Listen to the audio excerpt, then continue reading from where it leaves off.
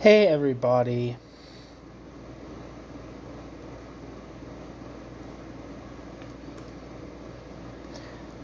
Hope you're doing well. Um, this is a section from Baruch Knei Paz's The Social and Political Thought of Leon Trotsky. It's a section from chapter 12. These chapters are kind of long, so if I can find a breaking off point that makes sense, I'm gonna try to follow it, because otherwise all these videos will be 5 hours long, and no one wants to commit to that big of a bite. You know what I mean? So this section that I'm reading is from chapter 12, which is titled "On the General and the Particular," and the section that I'm reading is titled "History and Biography, Masses and Leaders." So I'm going to read the introduction of this chapter. It's the first section of the chapter, so I'm going to read the introduction and whatnot to get the party started. But yeah, now that I think I've given all the necessary prefaces, let's party.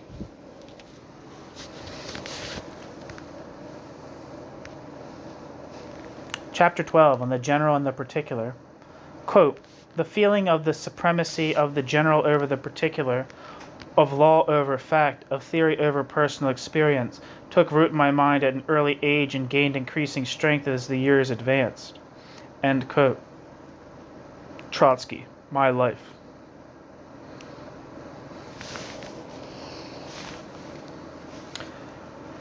The figure of Leon Trotsky wandering after 1929 over a, quote, planet without a visa, end quote, only to find in the end isolation and violent death in a suburb of Mexico City, has entered the popular imagination as the classic example of the, quote, outcast, end quote, revolutionary, betrayed and defeated by the cruel ironies of history. Footnote, quote, "The planet without a visa," end quote, is the title Trotsky gave to the final chapter of his autobiography, My Life, in which Trotsky described his initial attempts to be granted asylum in a European country following his expulsion in 1929 from the Soviet Union. These attempts having failed, he remained in Turkey until 1933. Thereafter, he spent brief periods until expelled, first in France and then in Norway, and it was only in January 1937 that Trotsky reached Mexico, where Trotsky was allowed to stay in the Mexico City suburb of Coyoacan. End footnote. It is not an altogether mistaken image, for it was certainly the fate of Trotsky to become the most disinherited of revolutionaries. But from the point of view of intellectual vitality, it does not do complete justice to this last period of Trotsky's life. Though Trotsky was to remain almost completely ineffective, exile did not defeat Trotsky intellectually, nor did exile terminate Trotsky's creative work. On the contrary, during the next decade or so, Trotsky produced some of his best writing. In a previous chapter, we discussed Trotsky's analysis and critique during this period of the Soviet Union under Stalin. Again, that chapter is on this channel.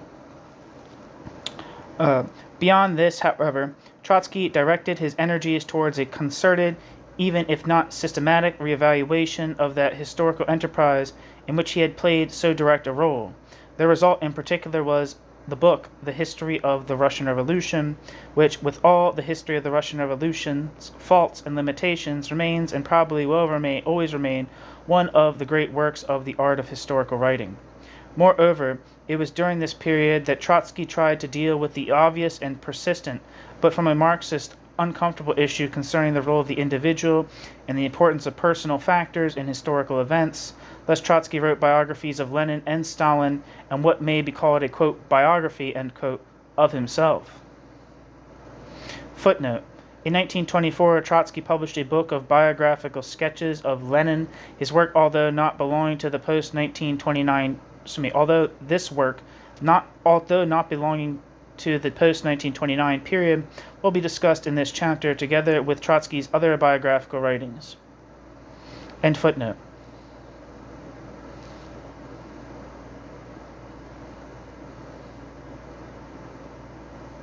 Finally, Trotsky attempted to justify the ethical basis of the history Trotsky had helped create, and thereby define the relationship in politics between means and ends. All this was done while Trotsky simultaneously carried on his struggle from afar against Stalin. But when Trotsky wrote in 1935 that, quote, "the work in which I am engaged now, despite this work's extremely insufficient and fragmentary nature, is the most important work of my life," end quote, Trotsky had in mind not only, perhaps not even mainly, Trotsky's political struggle of these years, but Trotsky's self-imposed mission of leaving to posterity the record of what Trotsky believed to have been a noble enterprise, the Russian Revolution of 1917.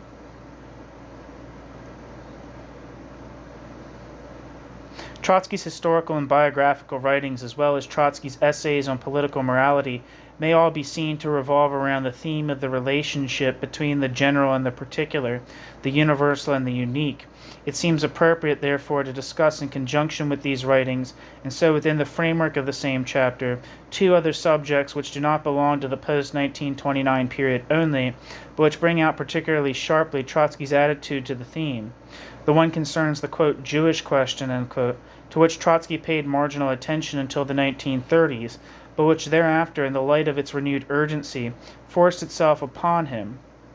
Here, quote, the general and the particular, end quote, confronted Trotsky in the form of the conflict between internationalism and nationalism. The second subject is that of Trotsky's view of the future and his conception of the, quote, good society, end quote. Here, the above-mentioned theme was given its most forceful expression and reflected also the fundamental characteristics of Trotsky's social and political thought. So here we are, the section that I'm reading. History and Biography, Masses and Leaders. Section A, History as Drama. When the book, The History of the Russian Revolution, first appeared, evoked from some the expected, predictable response that the history of the Russian Revolution was not the work of an impartial and therefore objective historian. Footnote. The first volume of the Russian edition was published in Berlin in 1931, the second in 1933, the first English translation in 3 volumes appeared in 1932. As previously, all references are to the single-volume edition reissued by Galantz in 1965. Next footnote. Aside from this, however, it was widely praised. See, for example, Kingsley Martin's review of volumes 2 and 3 in the New Statesman and Nation.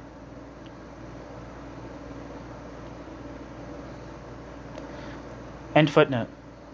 No criticism would have rankled more with Trotsky.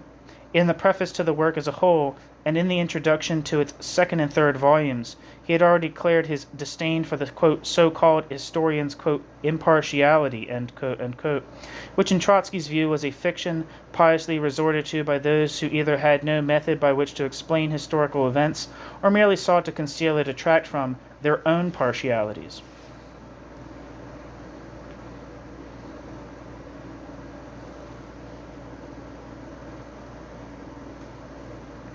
Trotsky, for his part, had made no attempt, Trotsky wrote then, to conceal Trotsky's, quote, sympathies and antipathies, end quote, had it even been possible to do so, but these had nothing to do with the question of objectivity. The question of objectivity, Trotsky believed, grew out of, quote, an honest study of the facts, a determination of their real connections, an exposure of the causal laws of the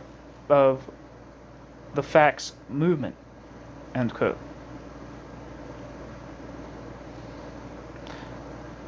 And out of the, quote, inner logic of the narrative itself, end quote. Now, replying to Trotsky's critics, Trotsky reiterated this argument, accusing Trotsky's critics of confusing impartiality with the issue of, quote, scientific method, end quote, and, quote, scientific objectivity, end quote. Quote, history is a science no less objective than physiology. History demands not a hypocritical, quote, impartiality, end quote, but a scientific method, ... I attempted to base my history not on my own political sympathies, but on the material foundations of society, end quote. Trotsky. There is, of course, much to be said for the view that a historian need not be impartial, detached, or disinterested in order to be objective. The writing of history is judged by criteria which are independent of the historian himself and the historian's personal preferences, and the validity of the historian's interpretation, therefore, stands or falls on the evidence and the arguments the historian presents. Trotsky certainly did not attempt to conceal Trotsky's, quote, sympathies and antipathies, end quote, in the history of the Russian Revolution. On the contrary, to turn to almost any one of the history of the Russian revolutions, more than 1,200 pages, and immediately the author's personal biases and predilections, all the author's likes and dislikes are evident. Footnote. The single-volume English edition reaches 1,266 pages. The two-volume Russian edition, printed on smaller-sized paper, takes up 1,406 pages. End footnote. But this need not and does not detract from judging the work on Trotsky's own grounds or on the basis of independent historical criteria. And in any case, Trotsky's choice in presentation of facts, as opposed to facts interpretation, are neither willfully misleading nor significantly inaccurate. Trotsky was too honest and too intelligent and too confident that the facts were in any case on his side to consciously falsify, conceal, or omit. In a work of this scope, where there were bound to be errors and inaccuracies, particularly since it was written on the Turkish island of Prinkipo, where access to sources and libraries was so obviously limited. But one never feels that these inaccuracies are intentional, and at any rate, these inaccuracies have no direct bearing on the character of the issues which the history raises. The faults and qualities of the work have nothing to do with the facts as such. One may, of course, berate Trotsky for failing to provide the historian's usual trappings of sources, footnotes, and bibliography. Footnote. In the preface to the history, Trotsky merely mentioned, pages 21 to 22, that Trotsky had used various periodicals, journals, memoirs, and so on, some published by the Institute of the History of the Russian Revolution in Moscow and Leningrad, but Trotsky did not specify which. Trotsky considered it, quote, superfluous. Trotsky remarked, quote, to make reference in the text to particular publications, since that would only bother the reader, end quote. In fact, however, occasionally Trotsky did give sources in the text itself.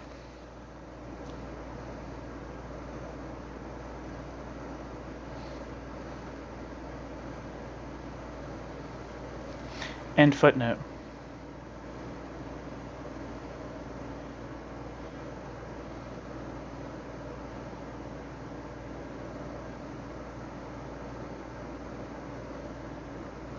Okay. But this is surely a marginal complaint. Trotsky was not an academic or professional historian, and Trotsky made no pretense to having carried out the work in accordance with the customary research procedures. The absence of such procedures is also not of any particular importance in judging the merits of the work and the work's objectivity or lack of objectivity. Nor does the source of the, quote, problematics, end quote, of the history lie in the fact that the history of the Russian Revolution was written by a participant in the events the history of the Russian Revolution describes. One need not belabor the point that the author, Trotsky, had a personal stake in the presentation of Trotsky's story and in its culmination and consequences. It is no secret that Trotsky was one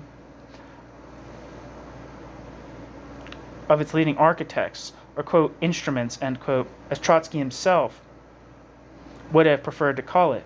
And no reader of Trotsky's account needs to be reminded that one should be skeptical about Trotsky's ability to be objective, much less impartial or detached from this point of view, particularly if one keeps in mind that the history was written at a time when Trotsky's name was being systematically erased or debased in Soviet historical texts. True, and not surprisingly, Trotsky comes out well from Trotsky's account. Trotsky's views at the time of the events it deals with, Trotsky's anticipation of developments, Trotsky's position, policies, and actions in the course of their unfolding emerge as vindicated sooner or later. But this is not crudely done. In fact, Trotsky bent over backwards in order to keep Trotsky's self as much out of the narrative as possible, so much that one could fairly say that a really objective rendering of events by a different hand would have been less reticent in making Trotsky a central figure. Footnote. The fact that Trotsky referred to Trotsky's self throughout in the third person is, however, neither here nor there. Trotsky, referring to himself throughout in the third person, does not make the history any more or less subjective. Referring to himself in the third person is merely a convenient literary device. End footnote. There was no hypocrisy in this on Trotsky's part. During Trotsky's long revolutionary career, Trotsky had been accused of many things, but no one had ever attributed false modesty to Trotsky, nor even genuine modesty for that matter. Trotsky's reticence in this work is mainly a reflection of the fact that Trotsky was determined not to write a personal history. This is to be not a memoir, nor, quote, I was there, end quote, account, but the history of the Russian Revolution. It is not for this reason necessarily more objective, as we shall presently see. Trotsky, in fact, hovers over this history in a quite compulsive manner. The absence of the usual kind of self-glorification should not, therefore, blind us to its emergence at another level, but the personal element is not obviously interpolated. It is subdued. It is never allowed to particularize the history that is described. The more serious criticism of the work is that the history of the Russian Revolution's objectivity is undermined by the author's sweeping, unmitigated, unquestioning Marxist approach. Indeed, Trotsky appears to have missed or ignored the point of much of the criticism against the history of the Russian Revolution. The history of the Russian Revolution's lack of objectivity is attributed not so much to the history of the Russian Revolution's lack of impartiality as to the method which the history of the Russian Revolution followed. From this point of view, the critics were certainly right. The history of the Russian Revolution is not an objective work insofar as the history of the Russian Revolution's assumptions are concerned. It is, of course, not illegitimate to write history in terms of a Marxist interpretation, and the fact that it is Marxist does not make it ipso facto wrong. The very opposite may be the case. However, the difficulty with Trotsky's history is that Trotsky's history does not seek to establish the validity of Marxist, quote, laws, axioms, or concepts, but merely assumes, in advance and throughout, that Marxist, quote, laws, axioms, or concepts are valid. As a result, Marxist hypotheses are not so much tested by the experience of the Russian Revolution as imposed upon the experience of the Russian Revolution. Events are not shown to confirm these hypotheses, but are merely explained by these hypotheses. There is method in this approach, but this method hardly conforms to the rules and criteria of, quote, scientific objectivity, end quote. Quote, I merely wish to interpret, the verdict of the historical process itself, end quote. Trotsky noted in Trotsky's rejoinder to critics.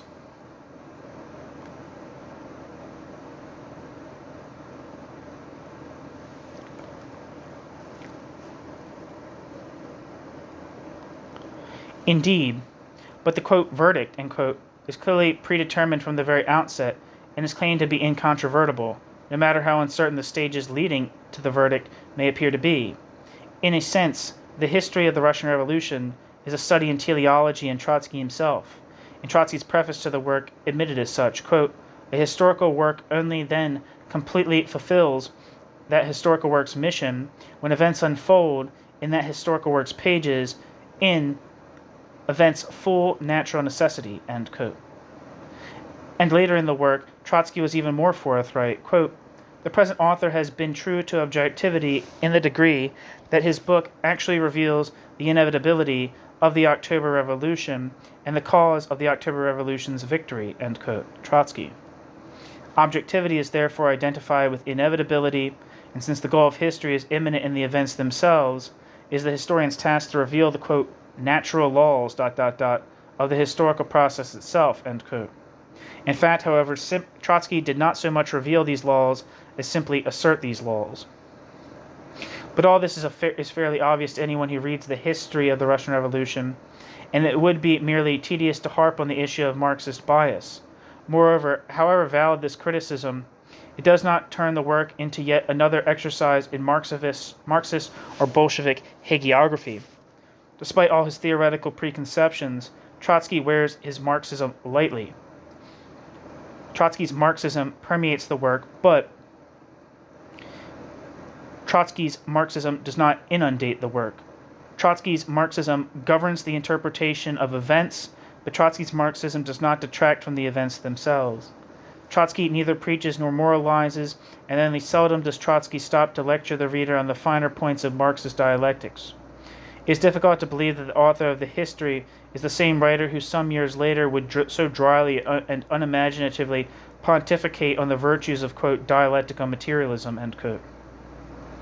It's funny, I was actually listening to the piece, Open Letter to Comrade Burnham, or whatever it's called,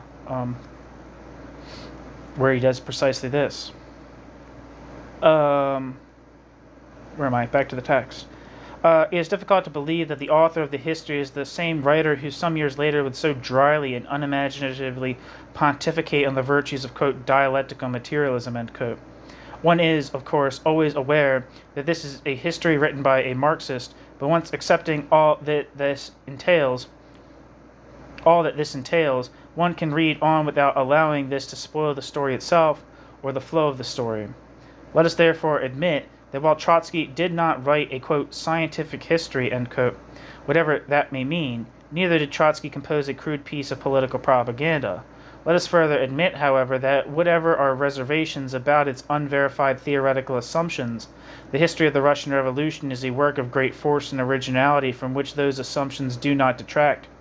In fact, its lack of objectivity, as well as its Marxist view of history, must be seen in the light and in the context of its overall character, for it is there that their full dimensions emerge. This character is not that of a Marxist history as such, but of a different historical genre, that of a work of dramatic art which, though it takes for its material historical and sociological phenomena grounded in actual facts, transforms them into theatrical forces.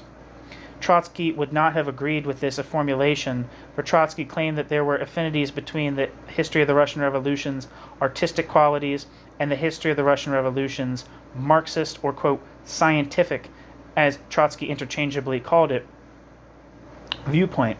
In the previously cited rejoinder to Trotsky's critics, Trotsky wrote as follows, quote, a literary work is, quote, truthful, end quote, or artistic when the interrelations of the heroes develop, not according to the author's desires, but according to the latent forces of the characters and the setting. Scientific knowledge differs greatly from the artistic, but scientific and artistic knowledge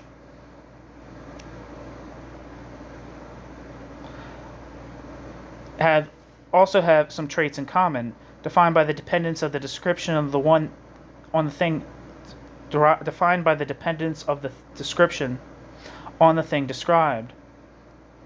A historical work is scientific when facts combine into one whole process, which, as in life, lives according to its own internal laws, end quote.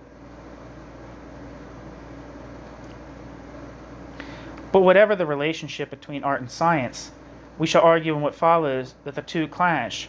There can be no doubt about which category the history of the Russian Revolution belongs to directly. The history of the Russian Revolution is almost literally a drama, unfolding upon the stage of history, with which characters enter and exit, displaying those characters' noble as well as petty qualities, playing out inevitably and in progressively more tense acts and scenes some eternal plot of human folly and grandeur, the full meanings and ironies of which are only vaguely or subconsciously apparent to them, but which are intellectually and theatrically grasped and assimilated and conveyed to the audience by the dramatist.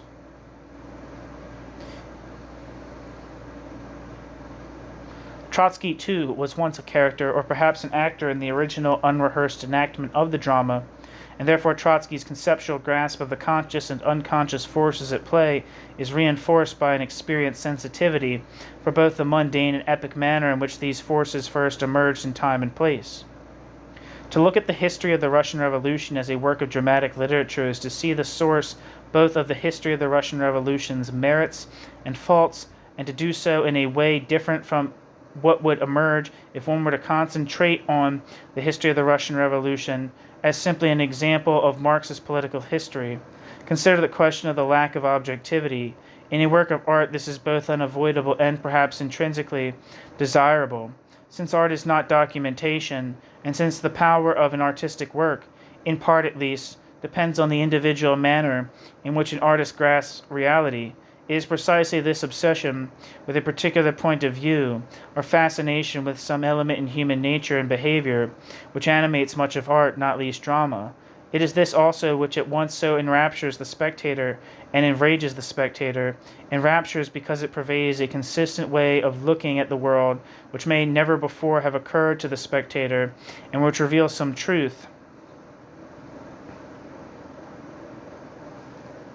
Excuse me, where am I?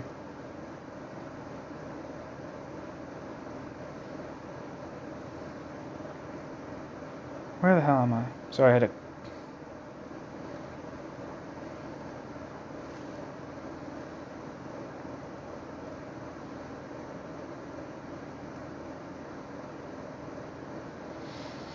Sorry, I might have to repeat some things. I got lost. Consider the question of the lack of objectivity. In a work of art, this is both unavoidable and perhaps intrinsically desirable, since art is not documentation, and since the power of an artistic work, in part at least, depends on the individual manner in which an artist grasps reality. It's precisely this obsession with a particular point of view or fascination with some element in human nature and behavior which animates much of art, not least drama. It is this also which at once so enraptures the spectator and so enrages the spectator, enraptures the spectator because it pervades a consistent way of looking at the world which may never before have occurred to the spectator, and which reveals some truth about reality. Engages because it is so obviously only a partial representation of the world, and therefore at some point always a distortion of reality, however ubiquitous and artistically true it may seem to the dramatist. This is very much the effect of Trotsky's The History of the Russian Revolution. Reading the history of the Russian Revolution, one cannot help but be fascinated by the sustained dramatic presentation of facts in the light of an overall single theme and point of view, in this case the epic, unavoidable, almost apocalyptic confrontation between, on the one hand, corrupt, obsolescent but obstinate rulers, and, on the other, the oppressed, primitive but awakening and instinctively progressive masses, a theme buttressed, of course, by the Marxist elements of class struggle, of economic determinism, of largely imperceptible but universal impersonal forces generating the inevitable denouement and rebirth which meet in revolution. Who could deny that this view of the year 1917 captured some essential truth? Yet one also cannot help but be exasperated by the fact that this theme is too exclusively and too frequently imposed upon the facts, distorting the connections between the facts, and finally doing violence to other essential truths. In view of this approach, it is not surprising that Trotsky avoided as far as possible a documentary account of 1917, not in order to conceal facts, but to rise, so to speak, above facts, or rather above what Trotsky would have called an, quote, empiricist, end quote, investigation of the Russian Revolution. The artistic and dramaturgical virtues of the history are many and conspicuous.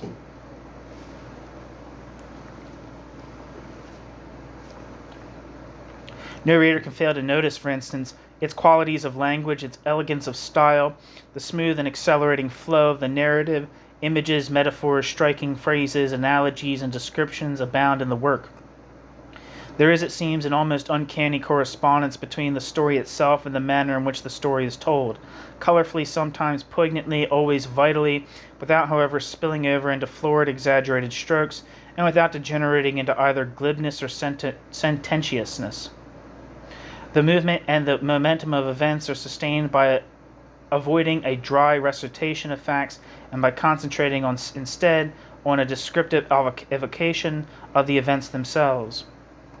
True, Trotsky is seldom content to let facts speak for themselves, but Trotsky's portrayal of the atmosphere, moods, and feelings seems integral to reality itself. Other of the dramatic elements are undoubtedly no less a product of the author's imaginative talent and the author's self-immersion in the story than of the reality from which they are supposed to arise. Thus suspense, tension, uncertainty are met at almost every stage, but they are surprisingly effective for being dramatically consistent, and this in spite of the fact that, after all, the historical outcome is no secret, and that it is, in the view of the author, largely inevitable anyway. Footnote. See in particular the description of the initial vacillations among the Bolsheviks, and later of Lenin's, quote, summons to insurrection, end quote. The History of the Russian Revolution, Book 1, Chapter 15, and Book 3, Chapter 5. End footnote. Frequently, Trotsky introduces conversations between participants or extracts from speeches at meetings and assemblies in order to further dramatize the unfolding of events, or, specifically, the conflict between different views.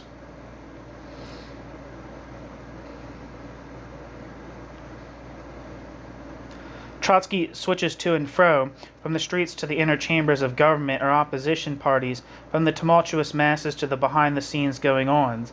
In the welter of elements at play, individuals are not forgotten. In fact, one of the best things in the history of the Russian Revolution is the portrayal of the individuals involved, the clash between personalities, the reactions. Where am I? The reactions, sometimes petty or narrow, sometimes heroic, of the participants to the escalating, confusing developments around them. The description, for instance, of the doomed Tsar and Tsarina is unforgettable for the combination of fascination and repulsion which it arouses. Fascination for their serenity and almost complete indifference towards the outside world. Repulsion for their inanities, stupidities,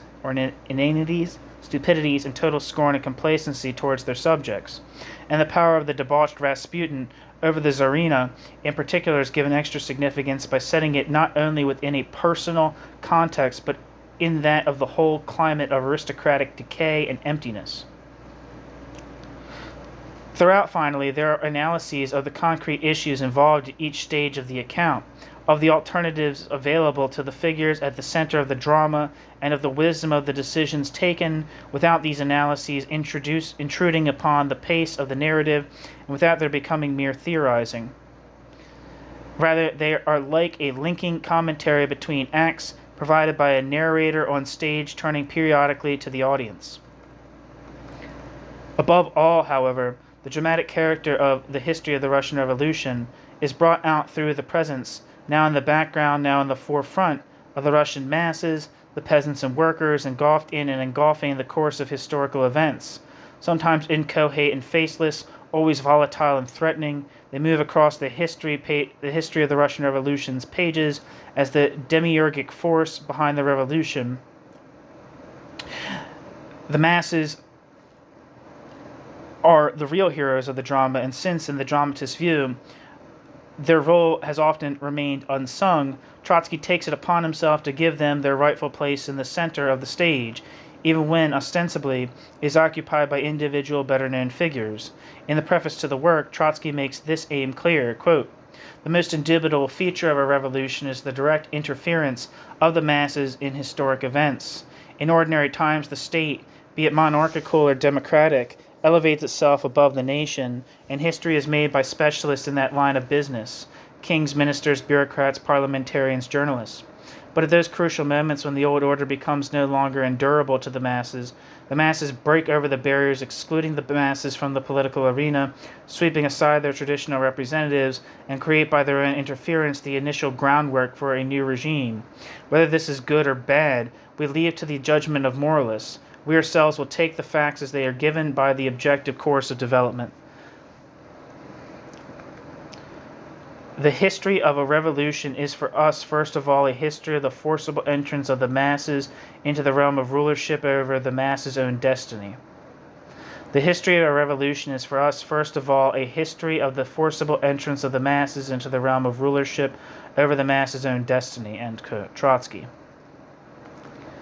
What is presented, therefore, is the development of a kind of mass character in psychology, from the largely spontaneous, almost instinctive stirrings which erupt in the February Revolution, the overthrow of an old regime, to the mature, conscious, confident, and determined movement which culminates in the October Revolution and the creation of a new regime.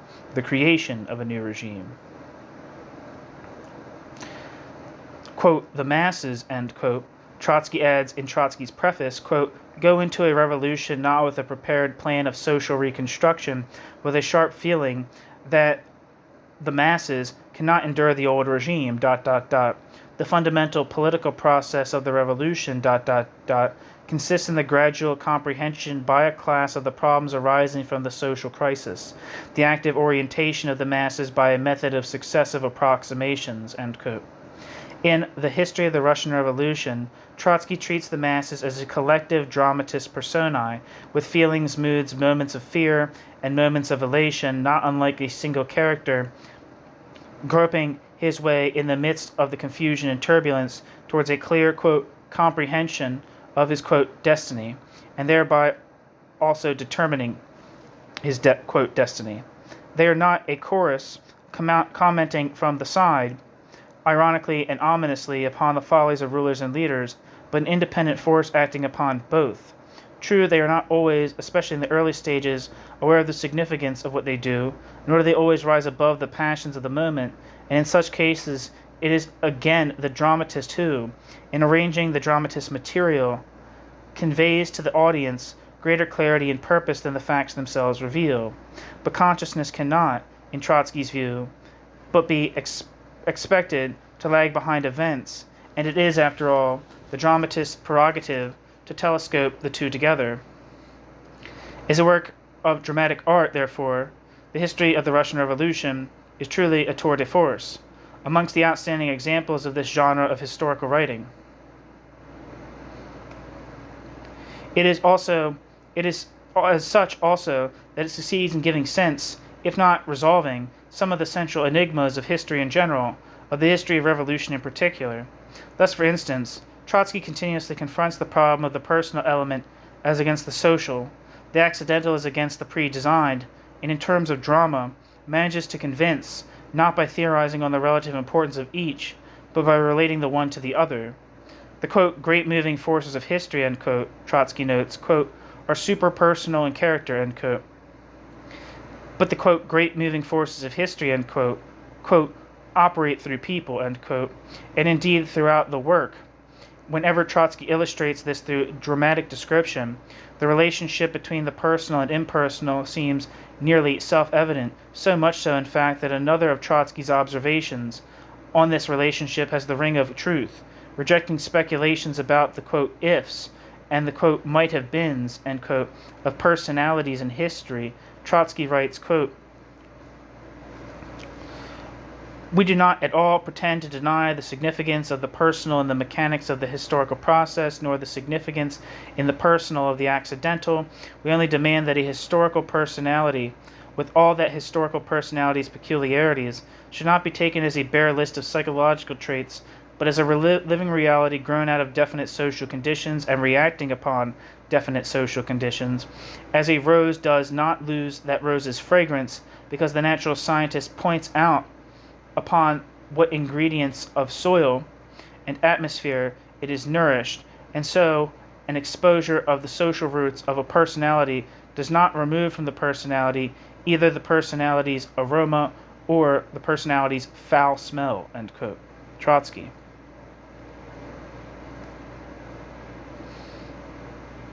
There's a footnote that I missed. It says, not surprisingly, it has been compared to Carlyle's The French Revolution. See, for example, A.L. Rose, The End of an Epoch, published in 1948, page 282, who also sees similarities between Trotsky and Churchill, a dramatizer of history if ever there was one. Deutscher, parenthesis, and the Prophet Outcast, page 221 and 233, end parenthesis, also draws comparisons between Trotsky and Carlyle, pointing out both affinities and differences. End footnote.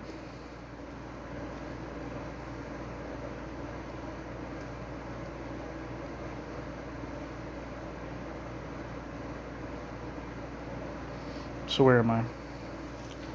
Similarly, when pondering the enigma of what it is that in the end unleashes an insurrection, what moment finally determines whether the army, for instance, whose role is crucial to the, quote, fate of every revolution, end quote, will or will not join the opposition forces, Trotsky is at his best when he captures the dramatic uncertainty of that moment, not its theoretical predetermined inevitability.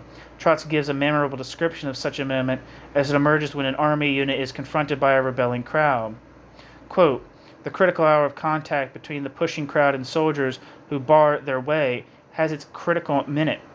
That is when the gray barrier has not yet given way, still holds together shoulder to shoulder, but already wavers, and the officer, gathering his last strength of will, gives the command, quote, "Fire," end quote. The cry of the crowd, the yell of terror and threat, drowns the command, but not wholly. The rifles waver. The crowd pushes. Then the officer points the barrel of his revolver at the most suspicious soldier. From the decisive moment now stands out the decisive second. The death of the boldest soldier, to whom the others have involuntarily looked for guidance, a shot into the crowd by a corporal from the dead man's rifle, and the barrier closes. The guns go off of themselves, scattering the crowd into the alleys and backyards. But how many times since 1905 it has happened otherwise! Exclamation point. At the critical moment, when the officer is ready to pull the trigger, a shot from the crowd, ... forestalls the officer. This decides not only the fate of the street skirmish, but perhaps the whole day, or the whole insurrection, end quote. Trotsky. The concrete example, within the context of which the above reflection occurs, is that of the final days of preceding 27th of February 1917, and it is an example of large-scale desertions and mutinies in the army to the side of the, quote, "crowd," end quote. But the dramatic force of Trotsky's reflection is that it could just as easily have been otherwise. Here Trotsky, in fact, appears somewhat as a latter-day Tolstoy, agonizing over these unpredictable, largely fortuitous, chance-governed elements which disturb and defy the best-laid plans of men, and which throw doubt on the supposedly ineluctable rational march of history itself.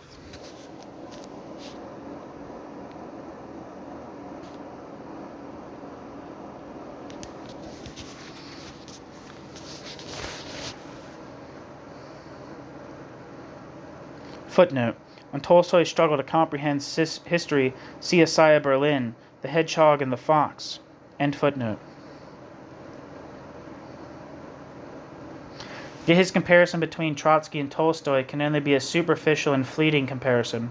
Unlike Tolstoy, for whom the seeming irreconcilability of reason and chance has a fixed preoccupation, Trotsky merely takes momentary notice of this dilemma, and again, unlike Tolstoy, who sought to give a rational explanation to history but who remained forever tormented by history's accidents, Trotsky does not allow contingencies to detract Trotsky from certainties. Far beyond the dramatist who is himself in any case convinced of the general trend of things, there is the professional, quote, historicist, end quote, sure of himself, overflowing with optimism about the course and direction history will take, implicitly and absolutely trusting history's higher, quote, reason, end quote, which he believes is governed by predictable and irreversible laws. Footnote. This term is used here in the sense defined by Karl Popper, the poverty of historicism. See also in this connection, and in relation to what follows, Isaiah Berlin, Historical Inevitability, published in 1954. For the opposite case, which is in effect a defense of, quote, historicism, end quote, see E.H. Carr, What is History? The most comprehensive study of Marx's views of history is still M.M. Bauber's Karl Marx's Interpretation of History, published in 1965. Or the second revised edition is published in 1965. End footnote.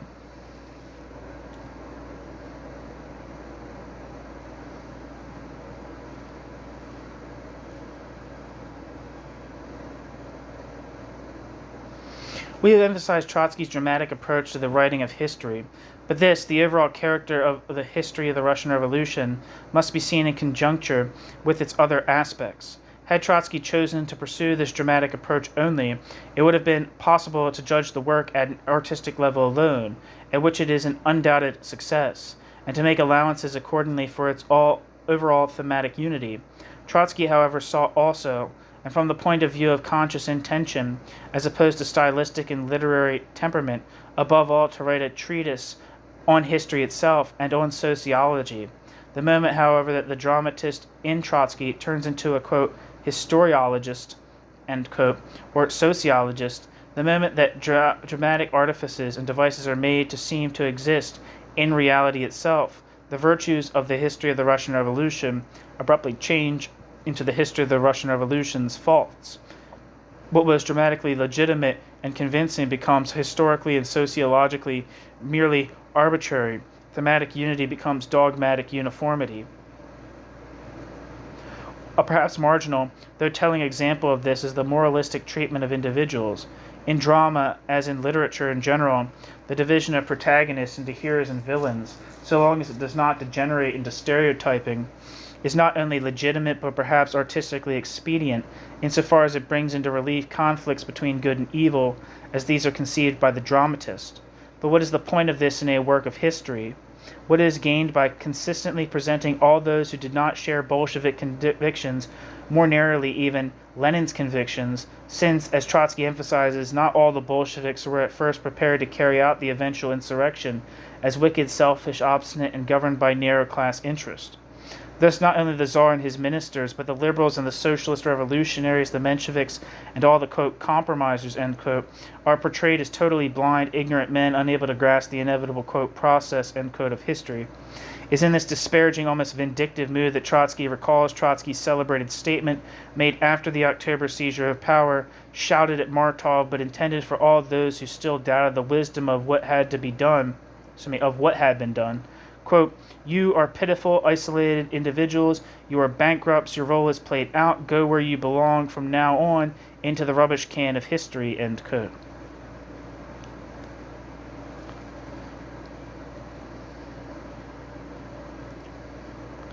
As against this, Lenin and later the Bolsheviks in general appear as the very personification of good selflessness and intelligence. Nothing is gained, in fact, from these moral distinctions except a schematic stereotyping of personalities. Judgment of character and record is not outside the historian's province, but surely it should be above such an artificial and predictable, not to say simplistic, Manichaeism. The example is, however, part of a larger problem in the history, one which again arises from the intrusion, for this is the reaction of the reader fascinated by the drama itself, of the historian sociologist. It may be called the problem of, quote, objective necessity, end quote. Footnote. On this, and in general for a cogent criticism of Trotsky's The History of the Russian Revolution, which also praises its dramatic qualities, see Louis Gottschalk, Leon Trotsky's, Louis Gottschalk's article, Leon Trotsky and the Natural History of Revolutions, in the American Journal of Sociology, 1938. End footnote. In earlier chapters, we noted how facilely Trotsky was able to discover in the history of the Russian Revolution and elsewhere a direct correspondence between the will of the Bolsheviks and that of, quote, objective conditions, end quote, not to mention that of the, quote, people, end quote. It would be superfluous to repeat the doubts and suspicions which this arouses. Suffice it to say that the correspondence which Trotsky perceives is not obvious from the course of events themselves. If anything, the events leave open the question of what political forces were playing out that which was, if it was, quote, historically, objectively necessary, end quote. In spite of a brilliant chapter titled The Art of Insurrection, which argues the relationship between revolution and conspiracy, and which attempts to show that the Bolshevik seizure of power was in effect historically determined, the suspicion lingers that Trotsky has simply equated, quote, objective necessity, end quote, with success.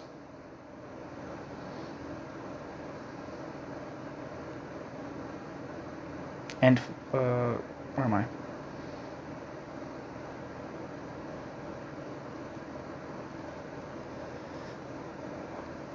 On an individual level, this is also the case where the significance of Lenin is concerned. The surprising for a Marxist admission by Trotsky that without Lenin the, quote, revolutionary opportunity, end quote, might not have materialized is immediately juxtaposed by the claim that Lenin was not, quote, accidental, end quote, but a, quote, product of the whole past of Russian history, end quote. Footnote. This question will be raised again in the next subsection of this chapter where Trotsky's writings on Lenin are discussed. End footnote.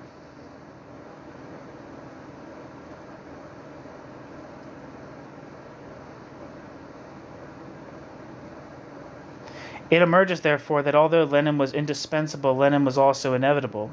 This being so, nothing is actually lost or given away by the admission.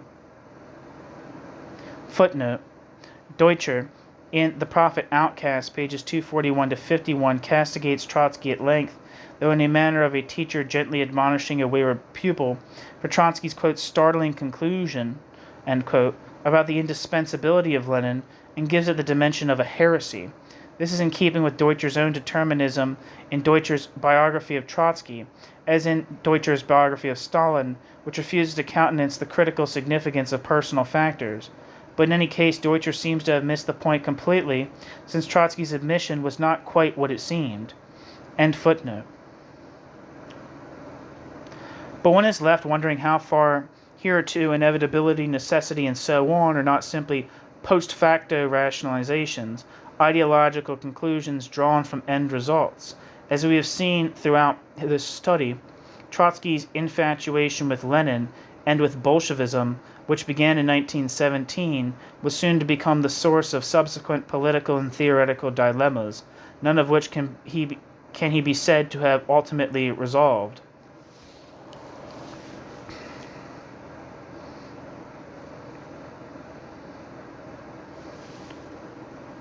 Footnote. No footnote.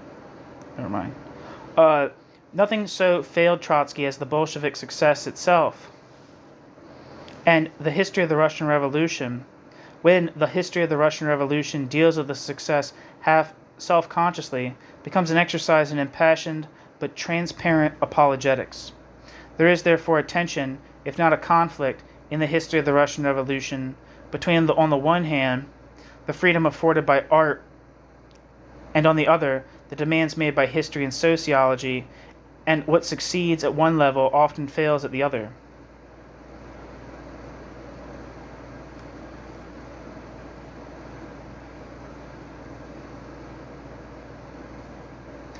The demands made by history and sociology, and what was I going to say? Footnote. That's what I was looking for. Footnote. Gottschalk argues convincingly that there is in the history of the Russian Revolution also a conflict between the historian as a recorder of unique events and the sociologist as a generalizer, with the latter getting the upper hand. This comes out in Trotsky's continuous indication of analogies, particularly with the French Revolution, even when such analogies are at best far-fetched.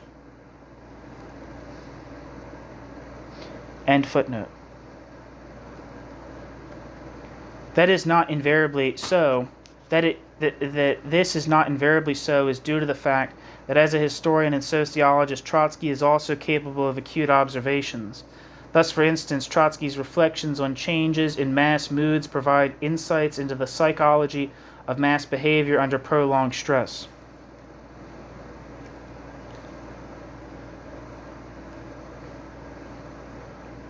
The relationship between spontaneity and consciousness, though too often based on developments in Petrograd to the exclusion of the provinces, is on the whole cogently described.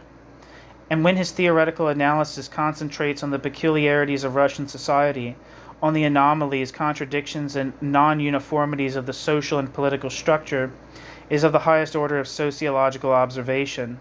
The brief and intensely compressed opening chapter, whose theoretical generalizations we have discussed elsewhere, shows Trotsky's powers for independent analysis not to have been overwhelmed by the otherwise standard, if not commonplace, Marxist interpretation of history.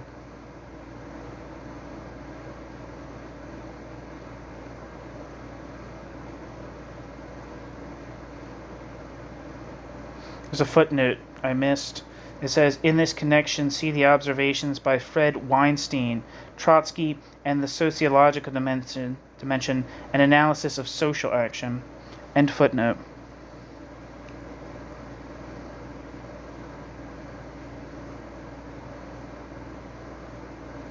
Here, of course, Trotsky was in Trotsky's own domain, that of the relationship between backwardness and revolution, which had been the source of Trotsky's earliest social thought.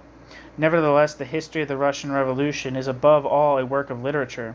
The history of the Russian Revolution's qualities are pure history are, at best, of a minor nature, and the history of the Russian Revolution's flaws, as such, are far more conspicuous.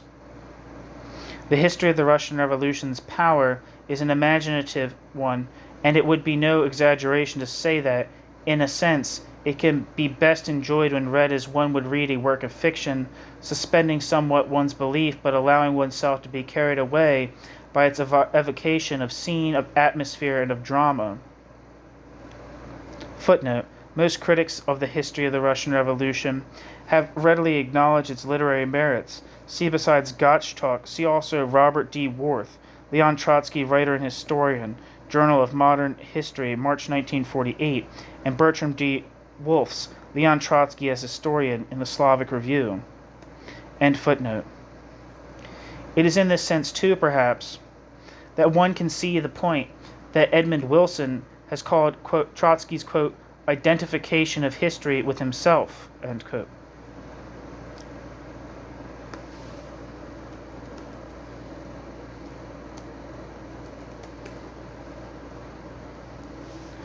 Footnote, or not footnote.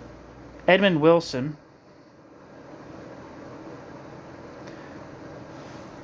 I'm assuming this is who this was. Edmund Wilson Jr. was who lived from 1895 to 1972, was an American writer, literary critic, and journalist. Edmund Wilson is widely regarded as one of the most important literary critics of the 20th century. Wilson began his career as a journalist, writing for publications such as Vanity Fair and The New Yorker. Edmund Wilson helped to edit The New Republic, served as chief book critic for The New Yorker, and was frequent contributor to the New York Review of Books. Notable works include Axel's Castle of 1931, described by Joyce Carol Oates as, quote, a groundbreaking study of modern literature, end quote. Oates writes that Wilson's, quote, Wilson encroached fearlessly on areas reserved for academic, quote, experts, end quote. Early Christianity in the Dead Sea Scrolls of 1955, Native American Civilization and Apologies to the Iroquois in 1960, and the American Civil War in Patriotic Gore 1962, end quote. Edmund Wilson also authored a novel, I Thought of Daisy, in 1929, and a collection of short stories, Memoirs of Hecate County, 1946. Edmund Wilson was a friend of many notable figures, including F. Scott Fitzgerald, Ernest Hemingway, John Dos Passos, and Vladimir Nabokov. Edmund Wilson's dream for a Library of America series of national classic works came to fruition through the efforts of Jason Epstein after Edmund Wilson's death. Edmund Wilson was a two-time winner of the National Book Award and received the Presidential Medal of Freedom in 1964.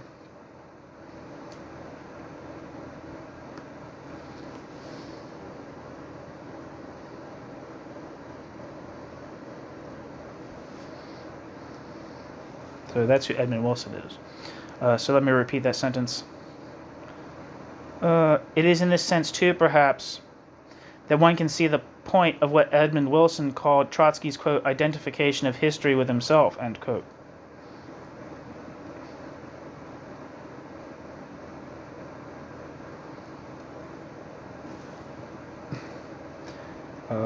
Footnote, Edmund Wilson to the Finland Station.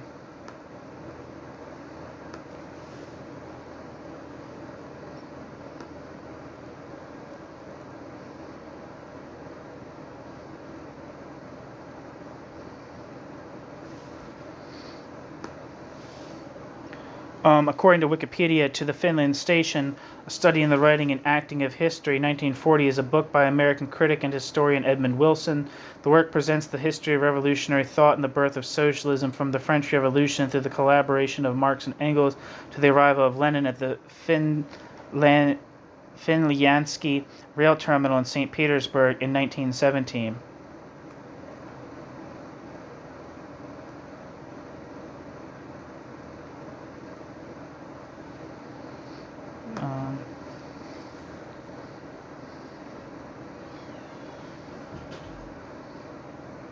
So end footnote, back to the text. We noted earlier that Trotsky took pains to subdue and understate Trotsky's role in the events described in the history of the Russian Revolution, and it is a measure of his success in this respect that one has the impression that he has done himself less justice than he deserves. Yet this is a, so to speak, purely empirical impression. Beyond the specific events, the spirit, if not the physical presence of Trotsky is discernible. Partly this is expressed in the emotive language, partly in the numerous elements, positive and negative alike, passed on the personal characteristics of the protagonists involved, and partly in the overall effort to justify and condemn, as if what history had begun to justify and condemn, the writing of it must complete. In the main, however, it emerges in the sense one gets of the author's total unqualified immersion in his subject. In writing the history of the Russian Revolution, Trotsky was also writing a history of Trotsky's self, at least of that extended moment in Trotsky's life upon which all that went before and after focused. If we remember the nature of Trotsky's own personality, Trotsky's romantic panache, Trotsky's flair for the theatrical, Trotsky's aristocratic individualism, Trotsky's disdain for the mundane and the everyday, then we can appreciate how much the drama of the revolution was also a personal drama. Trotsky identified himself with the history of the Russian Revolution, and in this dramatic sense, Trotsky identified history with himself. At one point in the narrative, Trotsky paused to remark, quote, "If a symbol is a concentrated image, then a revolution is the master builder of symbols. For a revolution presents all phenomena and all relations in concentrated form. The trouble is that the symbolism of a revolution is too grandiose. The symbolism of a revolution fits in badly with the creative work of individuals. For this reason, artistic reproduction of the greatest mass dramas of humanity are so poor." End quote. Trotsky. The history of the Russian Revolution. If this is generally true, then Trotsky's own, quote, artistic reproduction, end quote, may be readily granted the status of an exception which proves the rule. The history of the Russian Revolution, for all the history of the Russian Revolution's other faults, remains a classic of literature. The history of the Russian Revolution is an exception even among Trotsky's own writings. Of Trotsky's own writings, only 1905 compares with the history of the Russian Revolution, though it is only in part a work of history. Footnote. The book 1905 differs from the history of the Russian Revolution in that 1905 consists of largely independent essays, though together they form a continuous account of the main events of the 1905 revolution. 1905's historical sections are very similar to the history of the Russian Revolution in 1905's section's style of dramatic narrative. End footnote. Trotsky's other attempts at historical writing were far less successful as literature, and as history as well.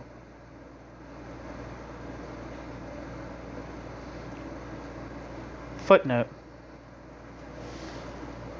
Of his other historical or semi-historical works, the main ones are History of the October Revolution. Sorry, he's using the fucking Russian titles.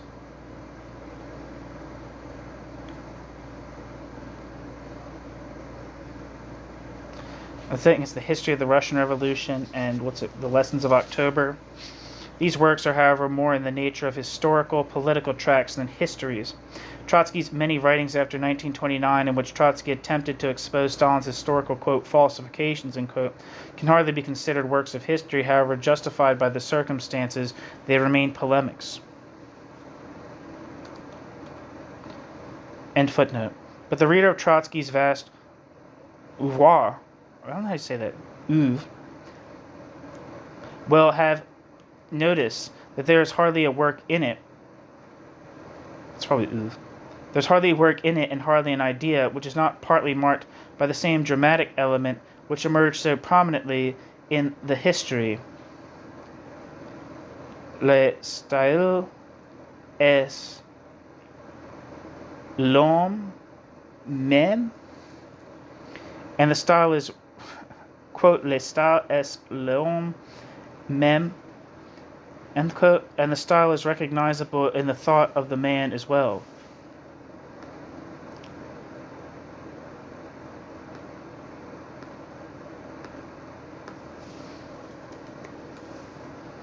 Let's see what the hell that means. Style is the man himself.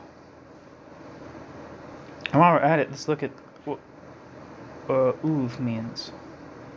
How the hell did I say that before anyway? Le style est son l'homme même.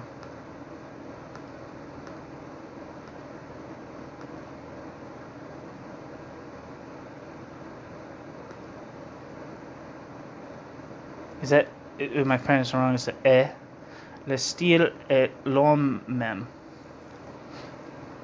which translates to style is man himself.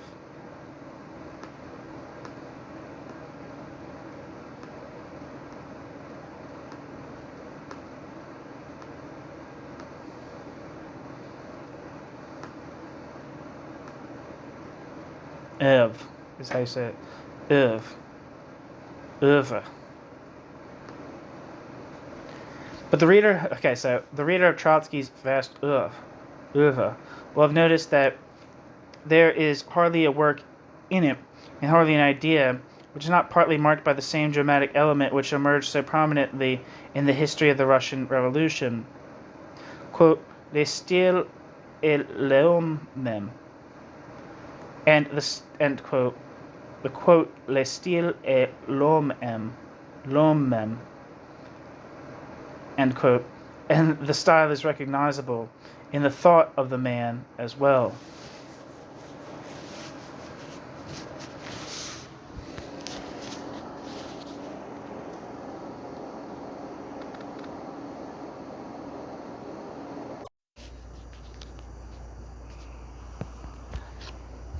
Section B. Biography is history. If we count his autobiography, Trotsky may be said to have written, quote, lives, end quote, of the three leading personalities to have emerged from the Bolshevik Revolution. This, however, needs to be qualified. Of his two books on Lenin, neither is a full biography, the earlier consisting of separate essays and the latter dealing with Lenin's youth only. Since Trotsky did not manage to complete it, and the biography of Stalin also remained uncompleted and was edited by a different hand for publication after Trotsky's death. Footnote.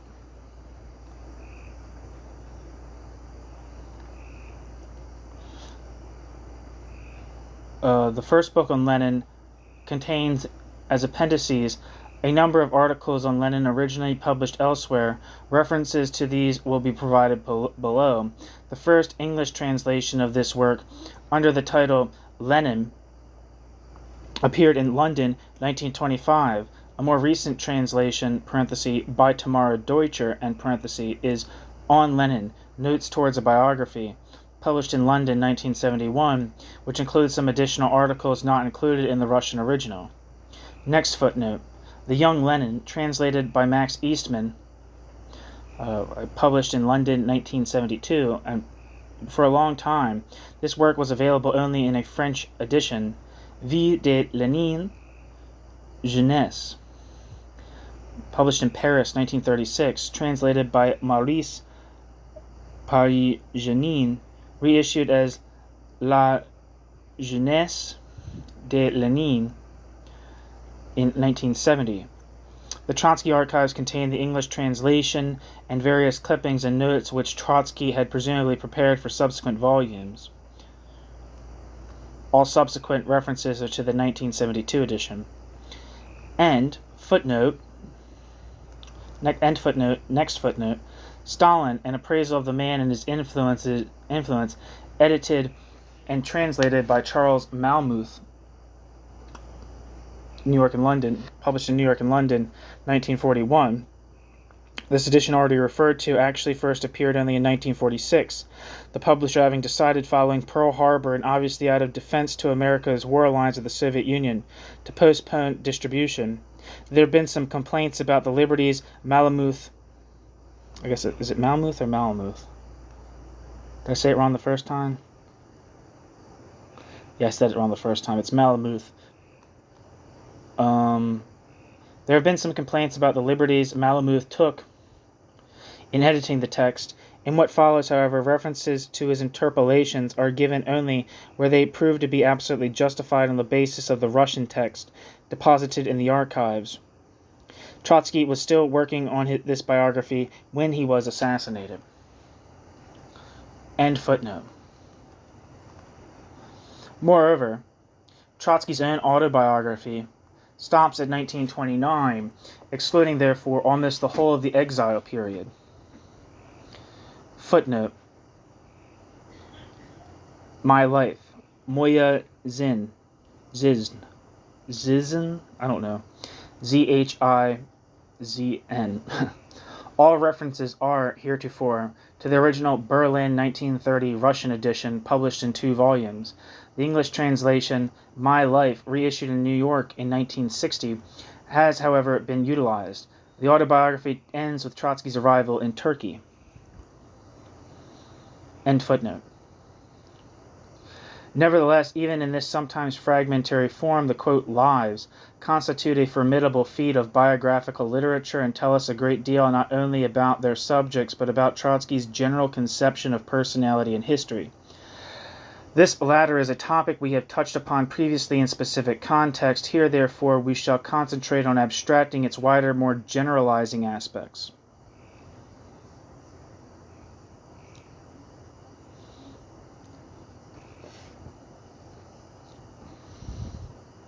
This aim is made easier by the fact that Trotsky's own purpose in his accounts of the lives of Lenin, Stalin, and of himself was quite obviously to paint, through his subject, the portrait of an era. Footnote. When in the early 1920s Max Eastman asked Trotsky to cooperate with Max Eastman in the writing of Trotsky's biography, Trotsky was at first reluctant to do so, but finally agreed in the following words, quote, for better or worse, it befell me to play a certain role in the October Revolution and the October Revolution's further development. Many people find their way to the general through the personal. In that sense, biographies have their right, end quote. See Max Eastman. Leon Trotsky, The Portrait of a Youth. End footnote.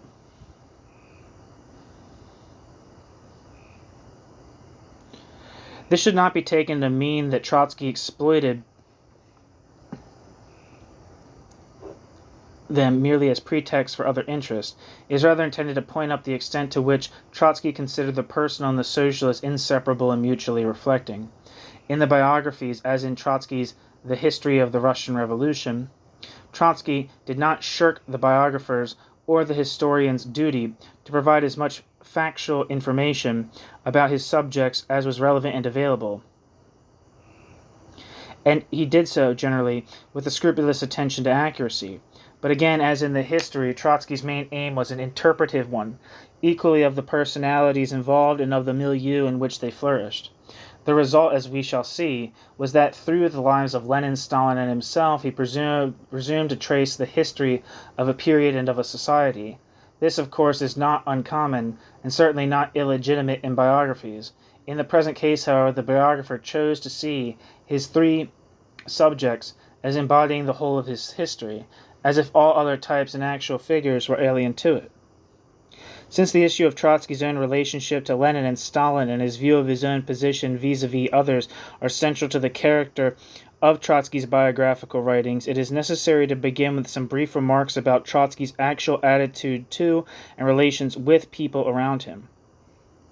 Footnote.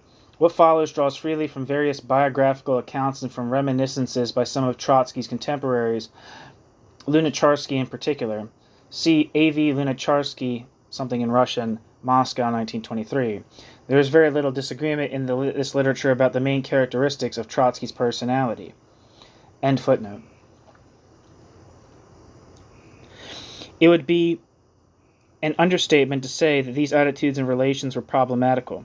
Hardly anyone who knew Trotsky, including those who at one time or another were particularly close to him, could entirely break down certain seemingly impregnable barriers to the inner man. I think there's a quote by Victor Serge is that we had great respect for Trotsky, but no real love for him, in the sense of like respecting him as a political figure and viewing him as a guiding star, but on a personal level, they didn't feel particularly too much warmth to him. Something like that from Victor Serge. Might be making that up, but I don't think I am. There is always a sense about him of a, quote, figure, end quote. In part, this is obviously in the very character of the man, a trait embedded in his personal psychology and subject to it. Yet there is no doubt that he also cultivated this impression, a fact which in itself says something about his psychology. But whatever the sources, Trotsky's impact on others was almost invariably that of an aloof being. Trotsky conveyed an aristocratic bearing, had utter contempt for petty and trifling matters, did not suffer fools gladly, was impatient with those who took too long to grasp what seemed self-evident to Trotsky or to see the correctness of Trotsky's views, readily showed intolerance for the weaknesses and human flaws of others, and exuded at all times supreme self-confidence. In all this, Trotsky left no doubt that he was very different from the ordinary run of men and above the things and follies of this world. Besides, Trotsky was particularly argumentative, even by the standards of that community of far from placid Russian revolutionaries, and sometimes seemed to enjoy nothing more than to pour scorn of the most scathing kind, often bordering on mockery, and which came so easily to Trotsky upon those with whom Trotsky disagreed. These characteristics, together with the political views Trotsky held and his independence of groups and organizations, made Trotsky both a conspicuous figure wherever Trotsky appeared and an isolated figure. These characteristics certainly put a strain upon and complicated his relationships with others. Trotsky had very few close friends. In the early years, only Adolf Joffe and perhaps Christian Rakovsky.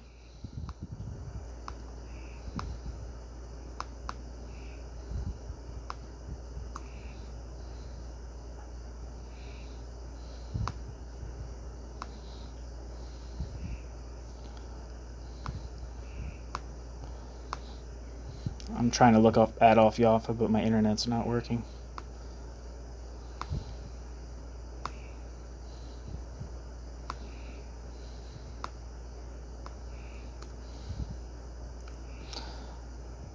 Wikipedia says Adolf Joffe lived from 1883 to 1927 and was a Russian revolutionary, a Bolshevik politician, and a Soviet diplomat of Karaite descent. Okay, back to the text. Trotsky's relations with Lenin, whom Trotsky so deprecated in 1903, and for years thereafter, were after 1917 correct, even friendly, and one of the whole unstrained despite certain serious disagreements. Footnote. Particularly, of course, over Brest-Litovsk, over the policy towards trade unions. There's another footnote that I missed. Joffe committed suicide in 1927 out of despair and protest over the campaign against Trotsky. Trotsky dedicated his Literature and Revolution to Rakovsky with the words, quote, "warrior, man, and friend," end quote. See his almost nostalgic reference to Rakovsky in Diary in Exile, page 53.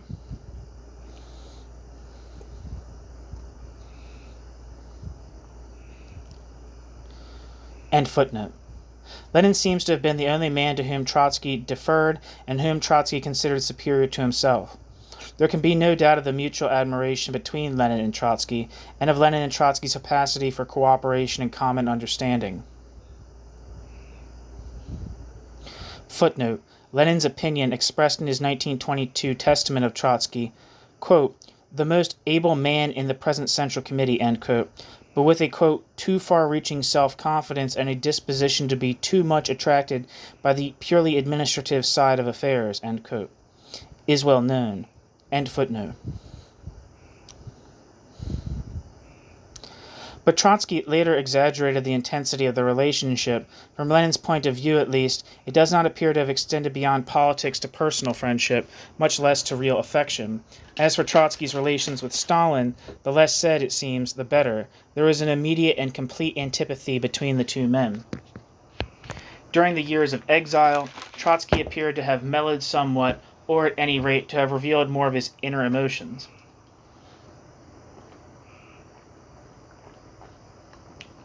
In Trotsky's Diary in Exile is often very moving for the expressions of love and concern for, as well as dependence upon, members of his family, particularly his wife Natalia.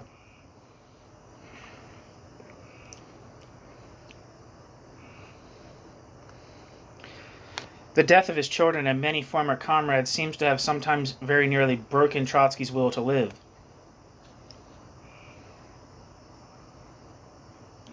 Footnote. Following his son Leon's mysterious death in 1938 in a French clinic, Trotsky wrote an obituary article, something in Russian, in the Opposition Bulletin in 1938. Although for the most part a tribute to Leon's political work, it ends with a very moving expression of the pain felt by the father on the loss of his son. End footnote.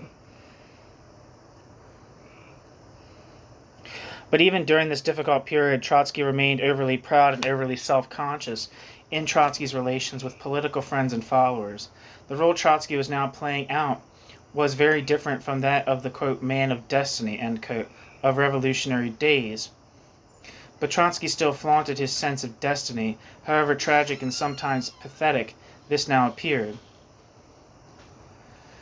To the outside world, and even to those who worked with him, Trotsky remained a, quote, figure, end quote, to the end. Trotsky's difficulties in his relations with others, the distance Trotsky preserved between Trotsky's self and those around him, and Trotsky's arrogance towards lesser men, were not, however, signs of an indifference toward people in general. On the contrary, people fascinated Trotsky. Amongst Trotsky's earliest writings are many descriptions of, for example, rural scenes in which the simplicity, the perseverance, the suffering, even the personal nobility of ordinary men of village life are sympathetically and compassionately evoked.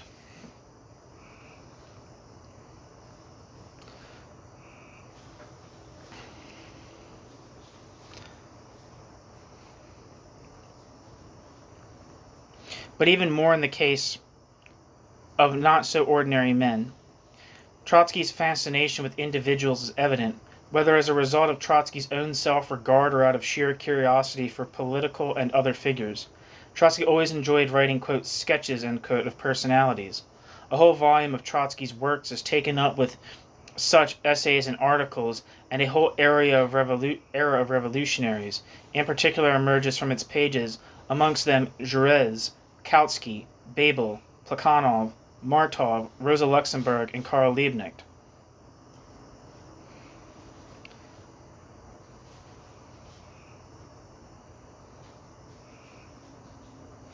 In later years, Trotsky often wrote obituary tributes in which Trotsky's nostalgia for that era was indirectly but unmistakably expressed.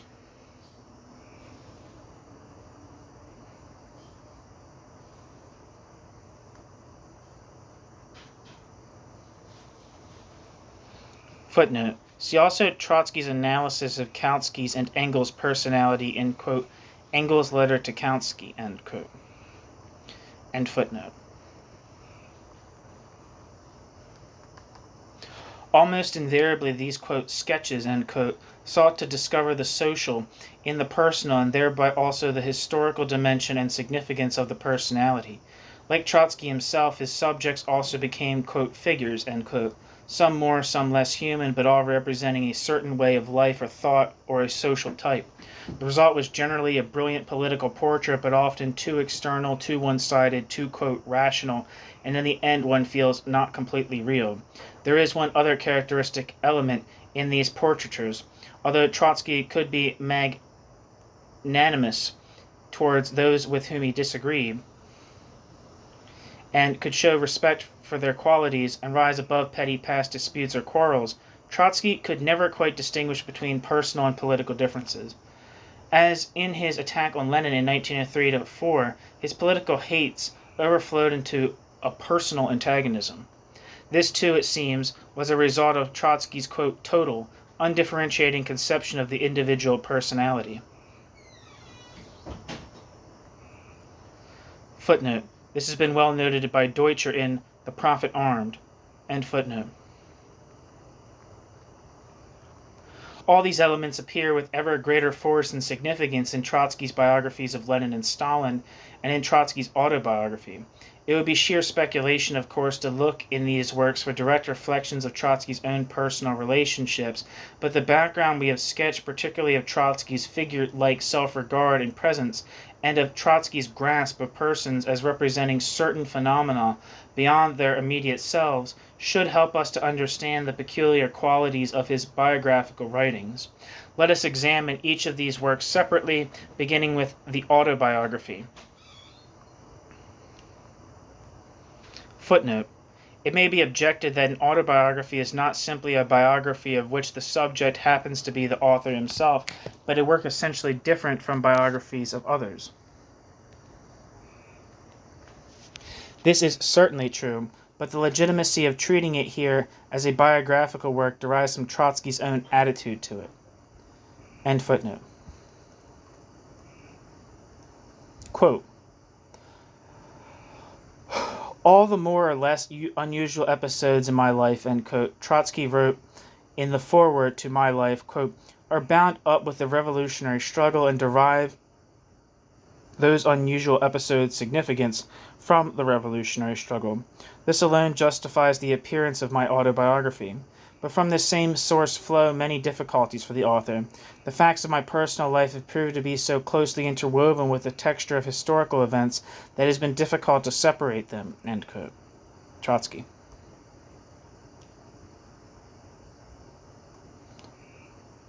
Trotsky then went on to note, however, that the autobiography was not entirely a historical work, since Trotsky had to approach events, quote, not according to events' objective significance, but according to the way in which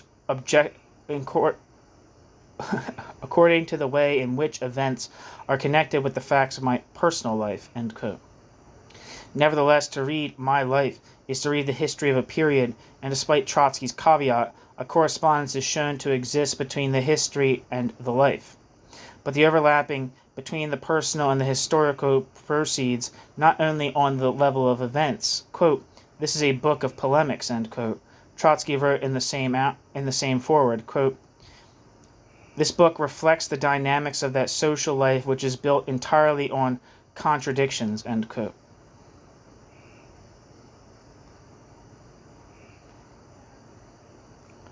And a page later, Trotsky noted that, quote, in this book, ideas, their evolution, and the place of men for these ideas have the most important place, end quote.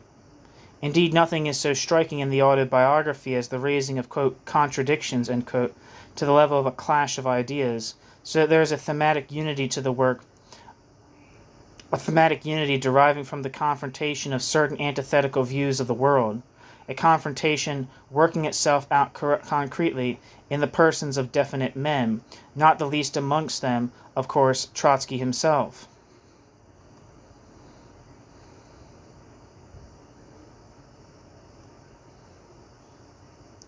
Footnote. Trotsky had not been able, Trotsky wrote, to enter into an account of, quote, complicated theoretical problems, end quote, for reasons of space and format, but the, quote, theory of permanent revolution, runs through this book as a remote leitmotif, end quote. End footnote.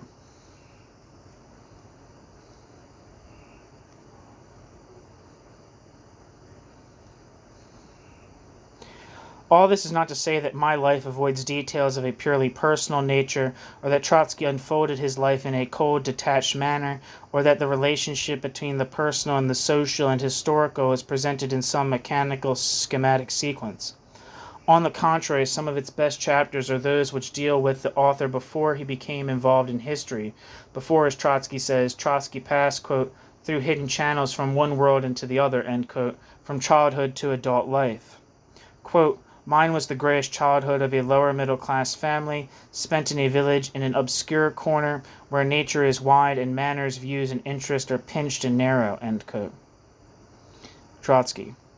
Footnote. A brief description of Trotsky's youth and home was given at the outset of Chapter 1 above. End footnote. Yet from the first uncertain memory, quote, at times it has seemed to me that I can remember suckling at my mother's breast, end quote. To that moment, quote, the break, end quote, some 17 years later, when political revolutionary ideas begin to enter Trotsky's consciousness, there is a vivid, almost nostalgic, though unsentimental description of the child growing up, absorbing, taking on individuality. Footnote. This is the title he gave to the chapter which described his political awakening. The break is what he called it. And footnote. The pace, like the childhood, is somewhat leisurely, though already we are introduced to what appears to be certain innate characteristics: rebelliousness, a competitive spirit, ambition sometimes bordering on vanity and always expressed through a desire to stand out. Footnote.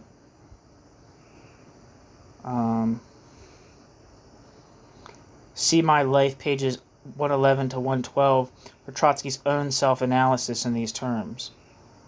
End footnote.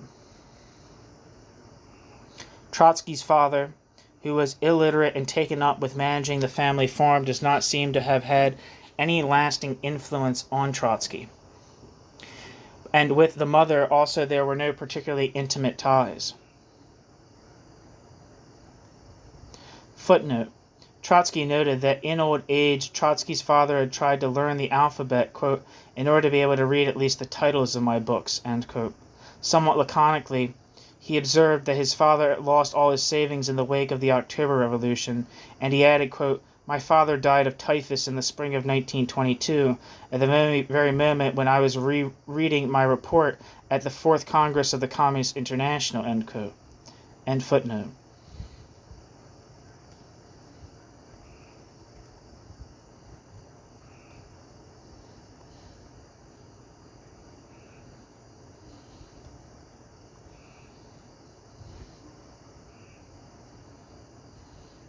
But the portrait of his childhood is not an unhappy one, and there is no attempt to show the, quote, child as father to the man, end quote, no searching for some ominous signs of destiny. It is thereafter, of course, that personal life becomes, quote, interwoven, end quote, with historical events. Trotsky does not crudely identify himself with history, but the chapters describing Trotsky's first political and intellectual gropings run unmistakably parallel to, as Trotsky sees it, the first awakening of Russian political consciousness, culminating in the Revolution of 1905, and the subsequent ups and downs of the revolutionary movement are reflected in Trotsky's life, or perhaps the other way around, since the two are so interwoven in the text. The zenith, of course, is reached in 1917, though, as in The History of the Russian Revolution, the book, Trotsky understates his role. From thence until 1929, there are first the days of, quote, glory, end quote, and then the gradual final abrupt fall from power. Here history and personal fate part, or so it would seem. Trotsky, however, is far from reconciled to this impression. In 1929, at least, Trotsky still exudes self-confidence and trust in history. The parting is as if temporary, and there are no doubts about the eventual reuniting of the revolution with, if not the man himself, then what the man has represented. The final paragraphs of the autobiography quote, firstly, Rosa Luxemburg on Goethe's rising, quote, above material things with a calm superiority, end quote, on the, quote, universality of his interest, end quote, and the, quote, inner harmony of the man, end quote, and on his being a quote, fighter in the grand style, end quote, and secondly, Proudhon, who speaks of the uneven but inevitable progress of revolution.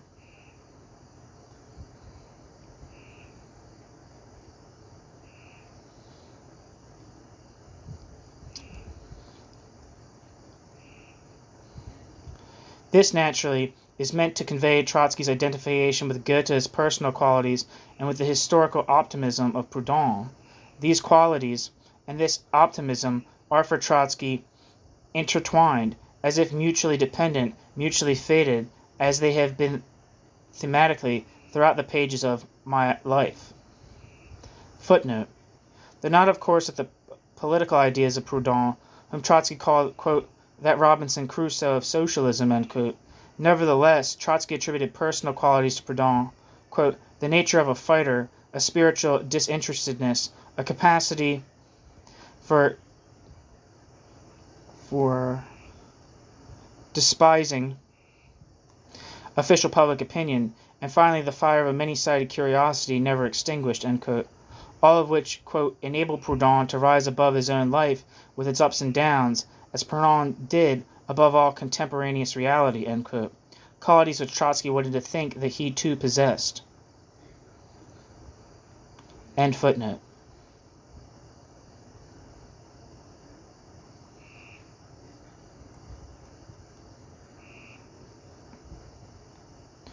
Footnote. It is significant that besides My Life, Trotsky wrote many shorter pieces dealing with some event or aspect of his life, and that in these two a moment of history was described through some personal experience. See, for example, one of the earliest of these pieces, Tuda I Obratno, published in Petrograd 1919, also in the book 1905, parenthesis, describing his exile to and flight from Siberia in 1907, end parenthesis, and of the numerous later accounts of his fall from power and banishment from the Soviet Union, such as something fucking Russian. See also the case of Leon Trotsky, parenthesis, the Dewey Commission hearings, end parenthesis, in which Trotsky directly and simultaneously defended both the personal and historical dimensions of Trotsky's, quote, case, end quote.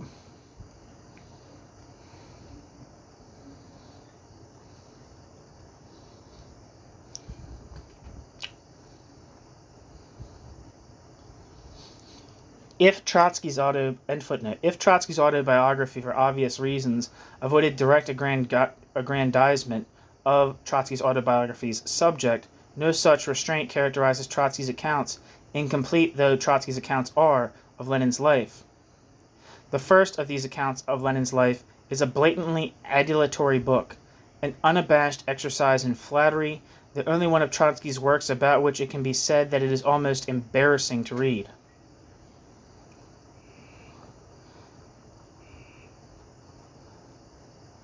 Footnote. The book, which is titled Lenin, unlike other historical and biographical works dealt with in this chapter, was, as has been pointed out, written in 1924, before Trotsky's exile. End footnote. On Lenin, the book, was written hurriedly in March and April 1924, shortly after Lenin's death, and supplemented in the form of appendices by 4 short articles published earlier.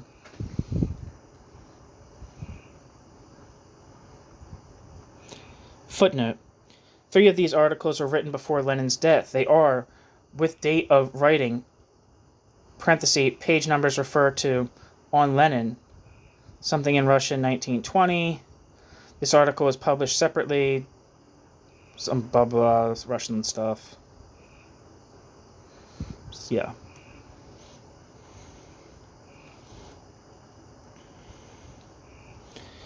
End footnote. This and the fact that the anti-Trotsky campaign was already seeking to introduce a wedge between Trotsky and Lenin perhaps explain the fragmentary nature of the work's popular journalistic style, and its exaggerated, uncritical hero worship. Even as he was writing the book and preparing to send it to the publisher, Trotsky himself seems to have had doubts about its merits. At one point he paused to remark upon the, quote, inadequacy, end quote, of his account, which had turned out to be, quote, poorer than I had imagined when I started, end quote, writing it.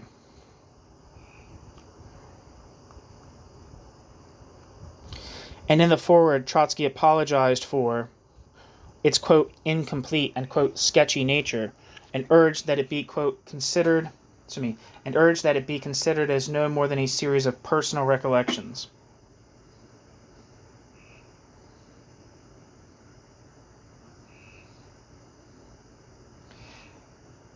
This latter is in fact what it largely amounts to, and as such it is not entirely devoid of redeeming features.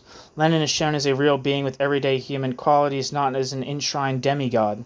Trotsky recalls his first meeting with Lenin in 1902, the years of the Iskra period, the days preceding the revolution and the revolution itself, the Civil War, and the initial problems of running a revolutionary government. All this is described from the point of view of one who worked with Lenin at the time and is able, therefore, to recount the personal side of the man both in action and in moments of reflection as it emerged through various episodes and conversations. Nevertheless, the work is irreparably marred by Trotsky's almost complete inability to find any blemish in Lenin's character or historical record. Footnote. A rare exception to this is Trotsky's admission that it was largely Lenin who was responsible for the, quote, error, end quote, of the advance on Warsaw in 1920. End footnote.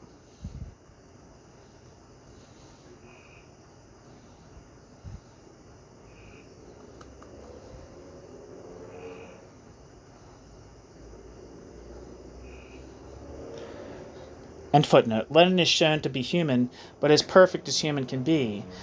On Lenin seeks to praise on Lenin's subject, not assess Lenin, much less analyze dispassionately the effects of Lenin's acts and ideas. Thus, in almost every instance of a past controversy in which Lenin was involved, Lenin is seen to have been not only right, but wiser, more far-sighted, more perceptive, in fact, very nearly infallible. Even in disputes involving himself, Trotsky readily admits the errors of his, at the time, opposition to Lenin's views.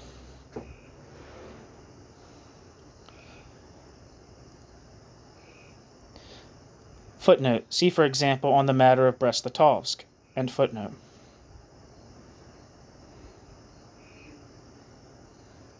Moreover, the acrimony surrounding his break with Lenin in 1903 and his subsequent violent attack on Bolshevism are barely hinted at.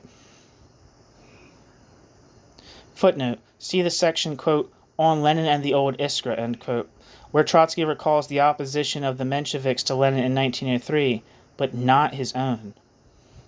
End footnote. As for Lenin's character, Trotsky finds that it combined the best elements of Russian national traditions and revolutionary international traditions. That Lenin was selfless, dedicated to Lenin's love for humanity, sensitive to the pain and suffering of others, driven only by a determination to alleviate the iniquities imposed upon mankind by distorted but remediable through revolution social institutions. Lenin is, in every respect, quote, the leader, end quote, as a man, as a revolutionary, as a thinker, as a visionary. Footnote. Trotsky reaches special heights of stylistic hero worship in the language of the 4 articles mentioned above, which appear in the book as appendices.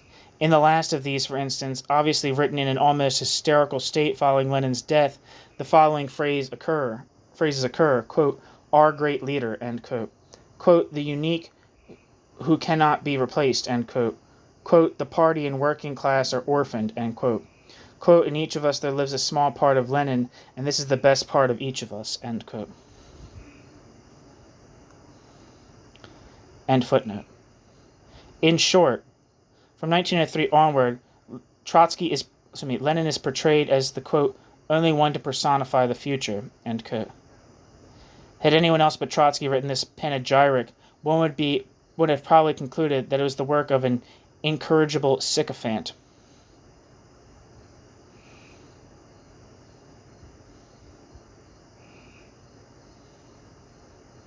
Where am I? Footnote. Unfortunately, some other pieces on Lenin, not included in On Lenin, which Trotsky wrote later in 1924, are not much better. In 1926, Trotsky contributed the entry on Lenin to the 14th edition of the Encyclopedia Britannica. This, no doubt in view of the character of the publication for which it was written, is much more constrained in its language, but here too Lenin was not so much assessed as extolled. See also Trotsky's defense of Lenin and his indignant denunciation of Winston Churchill's book, The Aftermath, in which Churchill attacked Lenin, quote, Mr. Churchill is wrong, end quote.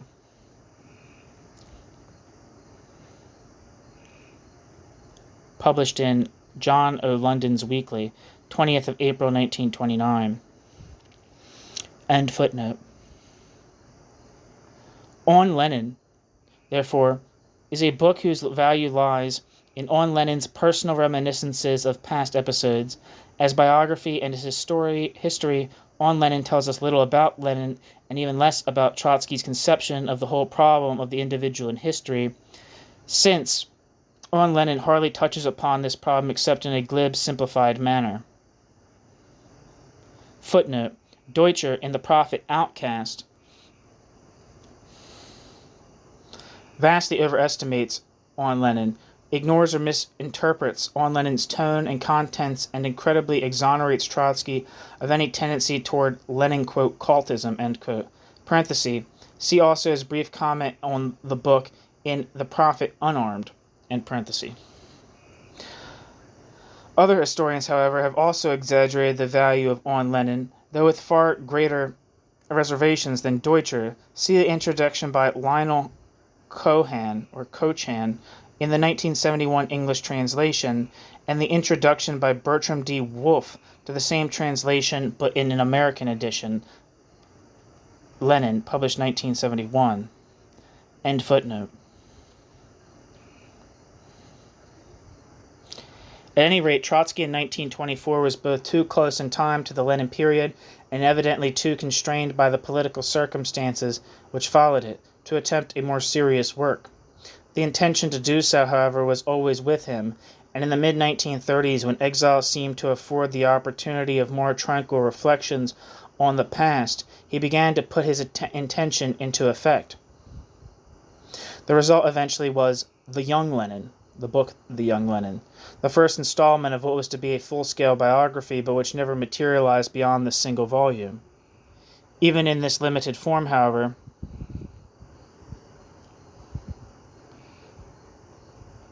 Young Lenin, The Young Lenin is a work on the grand scale, all those elements characteristic of the Trotsky style and of Trotsky's dramatic sweep, so conspicuously absent from the 1924 biographical sketches, are here presented in their most refined manner. There's a footnote that I missed.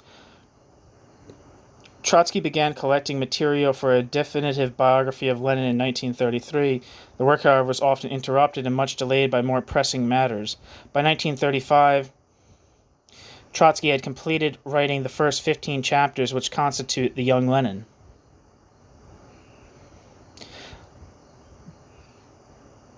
Lenin to 1893, and which first appeared in French in 1936. In later years, Trotsky made attempts to resume work on this biography, but with little success, and nothing further was ever completed. End footnote.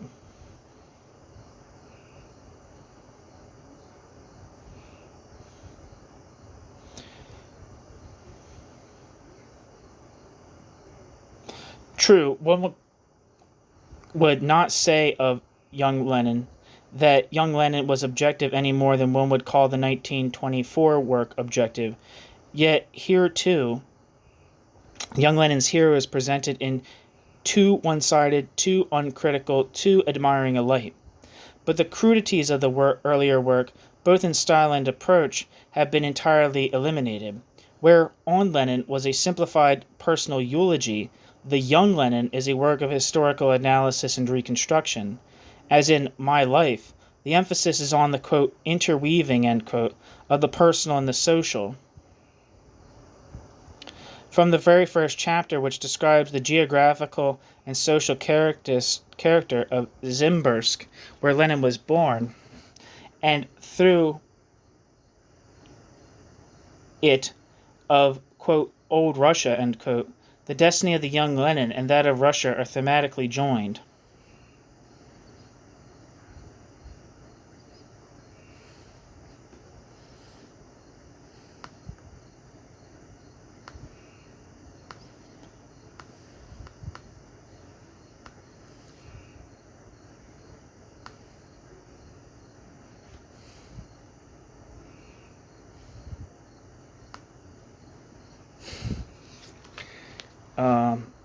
Ulyanovsk, known until 1924 as Zimbursk, is a city and the administrative center of Ulyanovsk Oblast, Russia, located on the Volga River.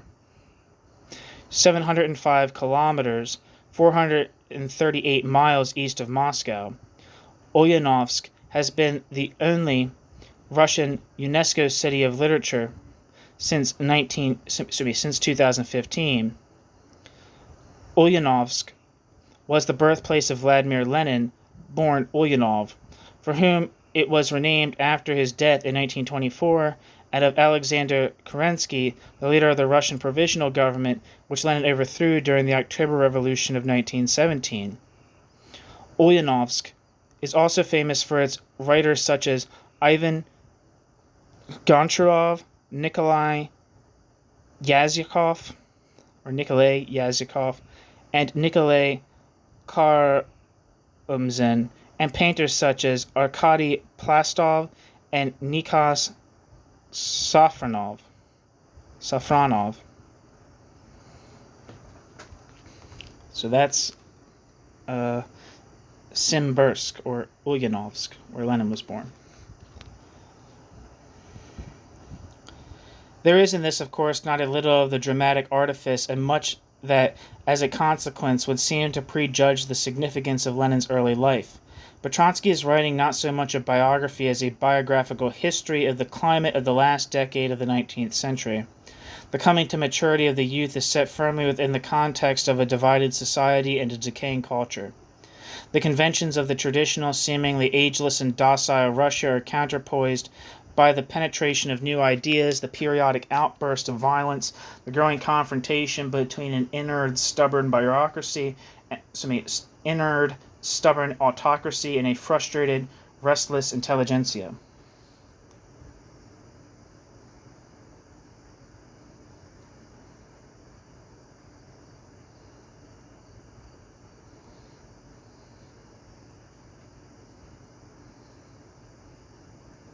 Where am I?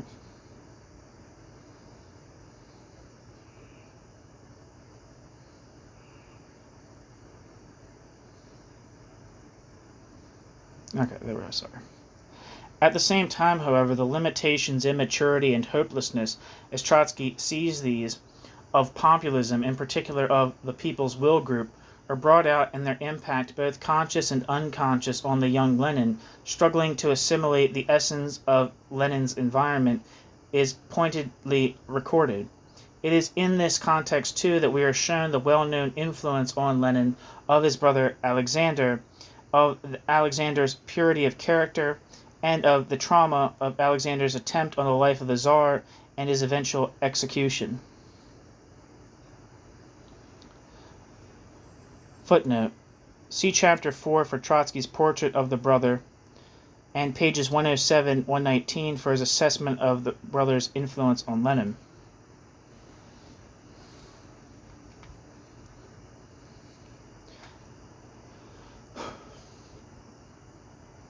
End footnote. Trotsky emphasized that this influence was moral in that it, quote, inculcated into Lenin, higher demands upon Lenin's self and others, end quote. But Trotsky rejects as psychological crudity the view that the execution of Alexander immediately provoked Lenin into the pragmatic reaction. Quote, well then, we will seek a more effective road, end quote.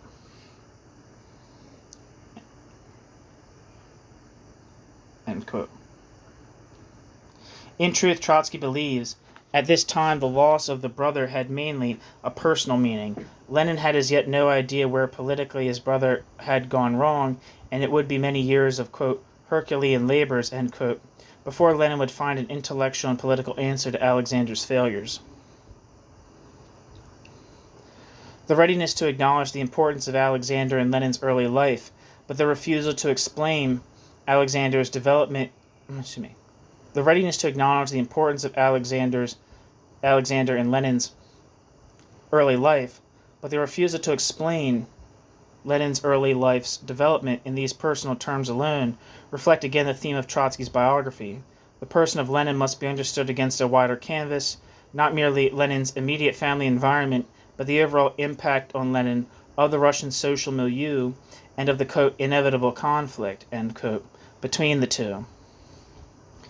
Traversing the personal and the social, Trotsky thus gives us a portrait of the revolutionary as a young man, which is not unlike the portrait he presents of the social and revolutionary conditions, still uncertain, uncrystallized, lacking clear goals, and on the conscious level, their, quote, teleology, end quote, largely unassimilated. The story of Lenin's later early life then becomes the story of that period during which developments begin to come to a head, and through Lenin, the revolutionary ideology and the revolutionary course of action, the shape of things to come, are slowly and painfully unraveled. Trotsky's description of the 6 years which followed the execution in 1887 of Alexander Ulyanov thus show Lenin observing, learning, developing methods of abstraction and analysis, and of course encountering and beginning to embrace the doctrines of Marxism.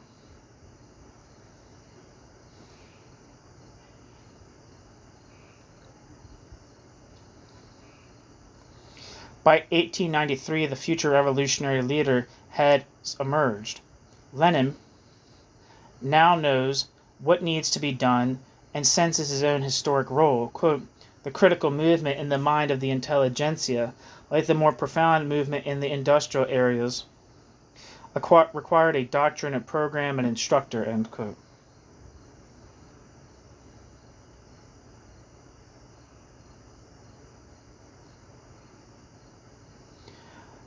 By 1893, Lenin was already set on Lenin's own and Russia's fateful course. By 1893, Lenin was already set on his and Russia's fateful course. Quote, he was still to make great strides forward, not only externally but internally. Several clearly delineated states can be seen in Lenin's later development. But all the fundamental features of Lenin's personality, Lenin's outlook on life, Lenin's mode of action were already formed during the interval between the 17th and 23rd years of Lenin's life. End quote. Trotsky. One can only guess, of course, how Trotsky, had Trotsky written the subsequent installments of Lenin's life, would have treated the controversies of 1903, and in particular Trotsky's own clash with Lenin at that time and until 1917. But the guess is not a difficult one. We know that in other writings, whenever confronted by the issue, Trotsky more or less avoided the issue, at best admitting the error of Trotsky's position, but without giving any hint of the profundity of the cleavage between Trotsky's views and the views of Lenin. One can be fairly sure that Trotsky would have done exactly the same upon reaching the year 1903 in the biography of Lenin. In view of the fact that so much of Stalin's anti-Trotsky campaign was based on this cleavage, not to mention other imaginary cleavages, one can well understand Trotsky's reluctance to belabor the issue, though this political rationale hardly justifies historical dishonesty.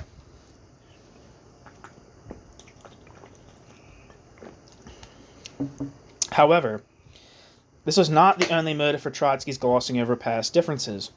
After all, Trotsky had in 1917 accepted Bolshevism, and there is no gainsaying his total devotion to Bolshevism's principles thereafter, even if Trotsky subsequently did not, as Trotsky did in 1903, recognize all the implications of these principles. The old difference with Lenin, therefore, seemed to Trotsky irrelevant, but not even this explains entirely his unequivocal attitude towards the history of his relations with Lenin. There can be no doubt that beyond purely conscious political and historical elements, an unconscious element was at play in Trotsky's recollections of the Bolshevik leader. No one reading what Trotsky wrote about Lenin can fail to notice the awe which characterizes these writings, the genuine adulation for the man and the revolutionary. Lenin was clearly Trotsky's idol, and Trotsky worshipped at Lenin's shrine, identifying with all that Lenin stood for, seeking approval and acceptance in Trotsky's hero's eyes. In his hero's eyes. In the process, Trotsky drove out of Trotsky's mind the sins committed in the years of his youth. Looking back upon their famous days together at the head of the October Revolution and the Soviet government, all else seemed to recede into insignificance, and Trotsky saw himself as the true and loyal heir of the founder of Bolshevism.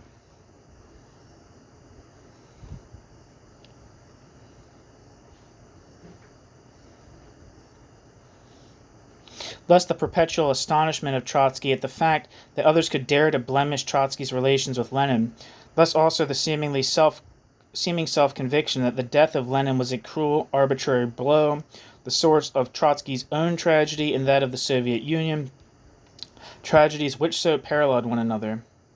In Trotsky's 1935 diary in exile, there is a revealing entry. Trotsky records a dream in which Lenin appears and expresses anxiety about Trotsky's health. In the midst of their conversation, Trotsky suddenly recalls that Lenin is dead. His reaction to this in the dream is wish-fulfilling, as only a dream can be. Quote, I immediately tried to drive away this thought, bracket, of Lenin's death, end bracket, so as to finish the conversation. When I had finished telling Lenin about my therapeutic trip to Berlin in 1926, I wanted to add, quote, this was after your death, end quote, but I checked myself and said, quote, after you fell ill, ... end quote, end quote. Footnote, Diary in Exile. It is in this diary also that Trotsky recalls his attempt, while still in Turkey, to write a book about Marx and Engels, parenthesis, though nothing came of it, end parenthesis. Quote, How well they complement one another, end quote. He claims, and then describes in the most glowing terms the friendship between the two men, and especially Engels' devotion to Marx. Trotsky remembers having spoken of this once to Lenin, and Lenin's similar admiration for Engels. Quote, Lenin loved Engels very deeply, ... I remember how we examined with some excitement a portrait of Engels as a young man, discovering in it the traits which became so prominent in his later life, end quote. Trotsky. Did Trotsky unconsciously feel his relationship with Lenin to have been like that of Engels with Marx? End footnote.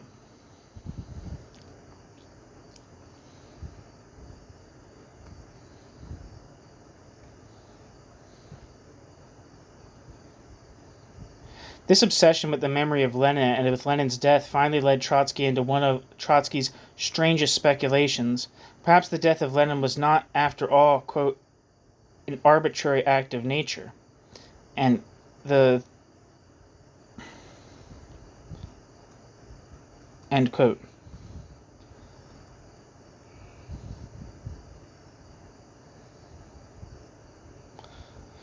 Footnote. In 1924, in an article, Trotsky had thus described Lenin's death, i.e. as a, quote, arbitrary act of nature, end quote. The thought had already occurred to Trotsky in 1935, but it was in his biography of Stalin, on which he worked in his final years, that the thought returned into an idée fixe. How do you say that?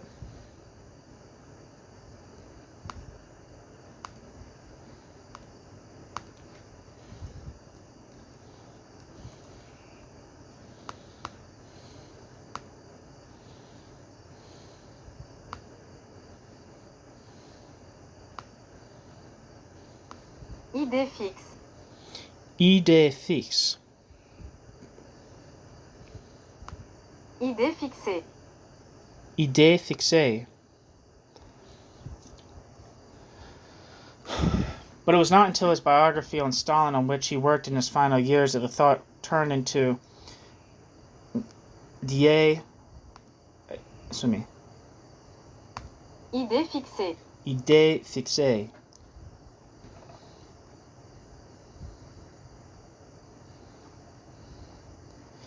Without the slightest scrap of real evidence, and on the basis of surmises and, quote, theoretical, end quote, circumstances alone, Trotsky now in effect declared that far from dying a natural death brought on by illness, Lenin had been poisoned by Stalin. I'm not sure, but there is, I think there's, maybe I'm wrong about this, but I believe that there's, there's been, like, might have been autopsies or something on Lenin in the interim that might suggest that he was poisoned.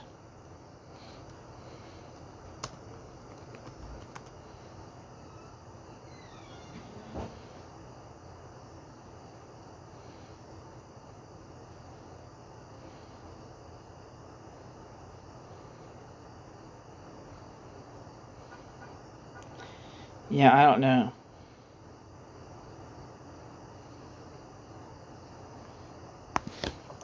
I can't, I'd have to look up that. That could be just speculation, but I think there's been, like, more, probably not at the, taking Trotsky as influence, but just, I think there's been some, what's the word, forensic work on Lenin's death that at least points in the direction that he may actually have been poisoned. I'm not sure. That could be totally untrue, but just as a side note. Without the slightest scrap of real evidence, and on the basis of surmises and, quote, theoretical, end quote, circumstance alone, Trotsky now in effect declared that far from dying a natural death brought on by illness, Lenin had been poisoned by Stalin. Footnote. Trotsky's whole case was based on the fact that in February 1923, Lenin, despondent about his physical deterioration, had called in Stalin and requested the latter to provide him with poison. Trotsky relates how Stalin informed him and Zinoviev and Kamenev of this suicidal request. It was, of course, unthinkable to Trotsky that it should be granted, but Stalin, according to Trotsky, did not express an opinion about the matter. Instead, there was a, quote, sickly smile transfixed on his face, as on a mask, end quote. Trotsky, quote, imagines, end quote, that following a temporary improvement in Lenin's health, Stalin, thirsting for power, decided to, quote, expedite his master's death, end quote. Quote, I am convinced that Stalin could not have waited passively, ... end quote. In retrospect, it now also appears to Trotsky that this was the reason Stalin did not want him to be present at Lenin's funeral, lest he, Trotsky, recall the poison request and demand an autopsy. 1 second. Give me 1 second.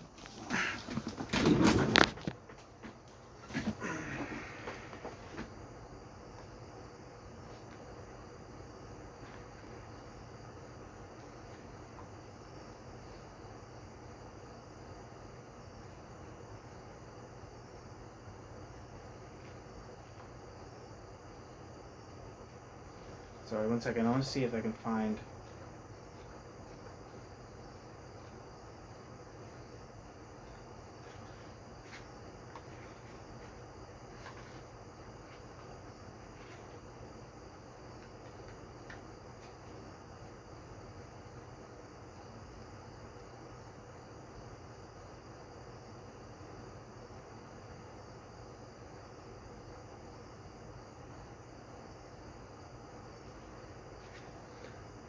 Sorry, I know this is fucking annoying.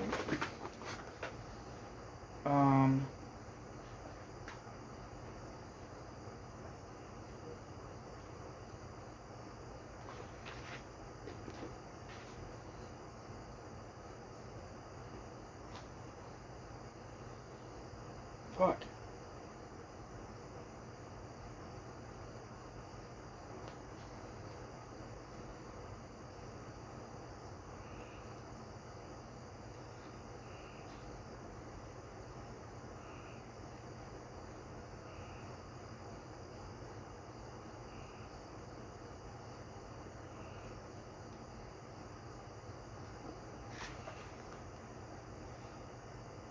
God, this is annoying. Sorry, this is I know this sucks. Hold on.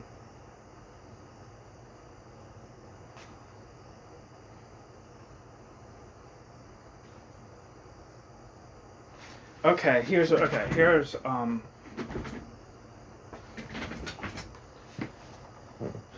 said. This is from Rohini Hensman's Indefensible Democracy, Counter-Revolution, and the Rhetoric of Anti-Imperialism, which is a tremendous book. I couldn't recommend it highly enough. But it says, at a clinico-pathological conference in 2012, doctors gathered to try and ascertain the cause of Lenin's death. They thought that the strokes he suffered could be the result of high cholesterol and arteriosclerosis, from which his father too had apparently suffered. But prior to Lenin's death, he had experienced severe seizures, suggesting to the doctors not a stroke but poisoning. Russian historian Dr. Lev Lurie concurred poison was indeed the most likely cause of Lenin's death, and it was probably Stalin who had poisoned him. He was planning a political attack on Stalin. Dr. Lurie said, quote, and Stalin, well aware of Lenin's intentions, sent a top-secret note to the Politburo in 1923 claiming that Lenin himself had asked to be put out of his misery. The note said, quote, on Saturday, March 17th, in the strictest secrecy, Comrade Krupskaya told me of, quote, Vladimir Ilyitch's request to Stalin, end quote. Namely, that I, Stalin, should take the responsibility for finding and administering to Lenin a dose of potassium cyanide, end quote. ... There is one other puzzling aspect of the story. Although toxicology studies were done on others in Russia, there was an order that no toxicology be done on Lenin's tissues. End quote. Kalata, 2012. Stalin, and then that's Stalin's note to the Politburo in his own handwriting has been found, Gregory, 2009, end parenthesis, but it seems unlikely that Lenin would request Stalin to poison him at a time when he was in the midst of a battle against Stalin. On the contrary, his repeated recoveries suggest a strong attachment to life and commitment to his last struggle. Lenin has been rightly criticized for the part he played in the inauguration of a post-revolution authoritarian state. See, for example, Surge. But Lenin has not been given sufficient credit for fighting to the death against Russian imperialism. Had Lenin lived, the Union of Soviet Socialist Republics may not have become merely a euphemism for the Russian state capitalist empire.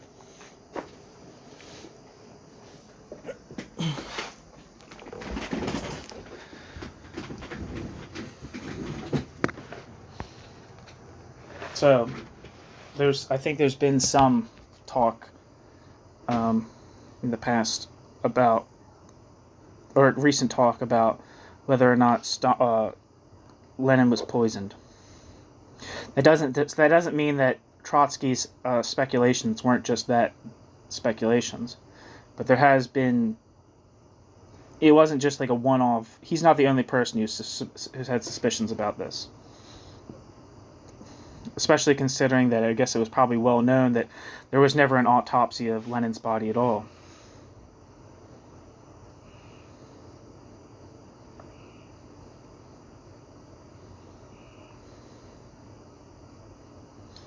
Anyway, this excursion into morbid speculation is the most striking, though not the only example of the thin line which Trotsky trod in his biography of Stalin between fact and fantasy. Footnote. Trotsky first raised publicly the, quote, poison, end quote, accusation against Stalin in an article he wrote at the end of 1939. The article was intended for Life magazine, which, however, refused to publish it. It eventually appeared under the title Did Stalin Poison Lenin?, published in Liberty, 10th of August 1940. The idea that Stalin may have poisoned Lenin is, of course, not inconceivable and has often been suggested by others as well. However, on the basis of the, quote, evidence, end quote, Trotsky himself presented, there is no case for it. That Trotsky should have made the charge on such flimsy grounds suggests that by then Trotsky had become completely obsessed by the contemplation of, quote, what might have been, end quote, i.e., that were it not for Stalin, Lenin might have lived and his, parenthesis, Trotsky's, and parenthesis, own fate might have been completely different.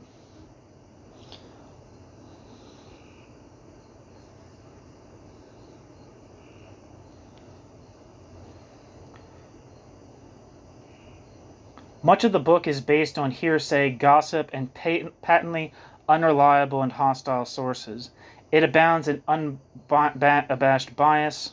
This is the Stalin bureaucracy book, sorry. Much of the book on Stalin is based on hearsay, gossip, and patently unreliable and hostile sources. Stalin abounds in unabashed bias, distortions, personal abuse, and generally far-fetched interpretations of Stalin's motives and activities, both before and after 1917. Footnote. Of the many examples which can be cited, it may suffice to mention Trotsky's recurring hints that Stalin may once have been an agent provocateur in the Russian revolutionary movement. End footnote. Trotsky is unable to discover a single redeeming feature in Stalin's character, and is only reluctantly and with numerous qualifications that Trotsky attributes to Stalin any political or organizational talents. Quote, Stalin, Trotsky declares at the outset, quote, represents a phenomenon utterly exceptional. Represents a phenomenon utterly exceptional. Stalin is neither a thinker, a writer, nor an orator, ... Stalin took possession of power, not with the aid of personal qualities, but with the aid of an impersonal machine. And it was not Stalin who created the machine, but the machine that created Stalin, ... Stalin, ... took possession of, bracket, the machine, end bracket.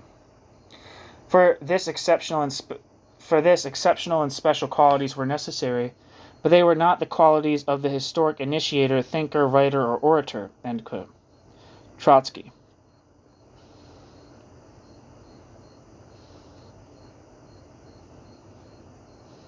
Footnote. On Trotsky's misguided underestimation of Stalin's political talent, see Robert H. McNeill, Trotsky's Interpretation of Stalin. I actually have a piece by Robert H. McNeill on the channel. I believe it's on Trotsky's Interpretations of the USSR.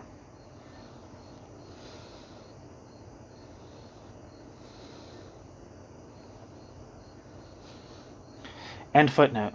The biography of Stalin is therefore an exercise in demonology. There is no doubt, of course, that Trotsky's subject by any standard had not a few demonic attributes. But what was the point of merely harping on the demonic without really analyzing those aspects of this and other attributes? And they were clearly not as merely organizational in the narrow sense, which could explain Stalin's political successes.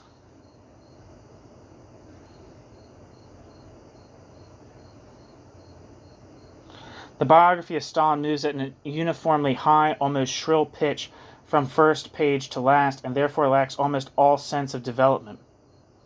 From Stalin's modest and unremarkable origins in Georgia, Trotsky somehow unfairly emphasizes the poverty of Stalin's Trotsky somewhat unfairly emphasizes the poverty of Stalin's ethnic background to the summits of political power, quote, "Quinto in power," end quote.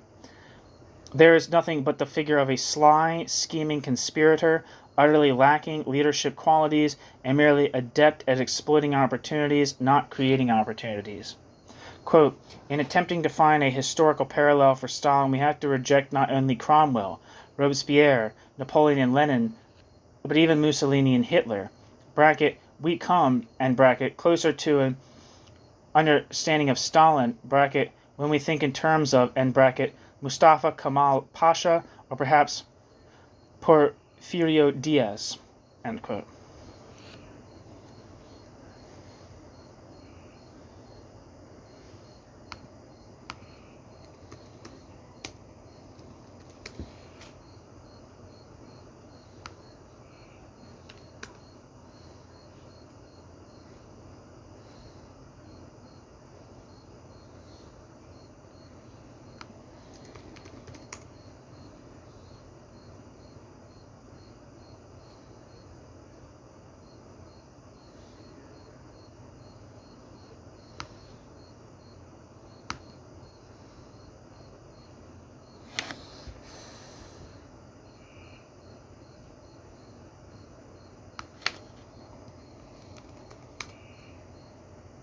I don't know, I'm trying to find something for Stalin, but my internet's not working.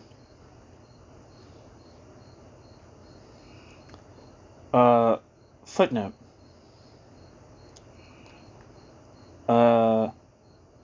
See Stalin pages 1 to 3, where Trotsky warns against venturing into, quote, national metaphysics, end quote, but remarks nevertheless that, quote, basic character elements, ... are less happily distributed under the southern than under the northern sun, end quote. On the other hand, Trotsky writes, Stalin's Georgian origins did not account for everything, since Stalin lacked many of the positive qualities of Georgians. This must be a classic example of having your cake and eating it too! Exclamation point, end footnote. Footnote. This is the title of the supplementary chapter dealing with Stalin's attributes as a ruler. What was that? Quinto in power. And finally, footnote. The implication of this, incidentally, is rather unfair to Ataturk, though perhaps not altogether so to Diaz. End footnote.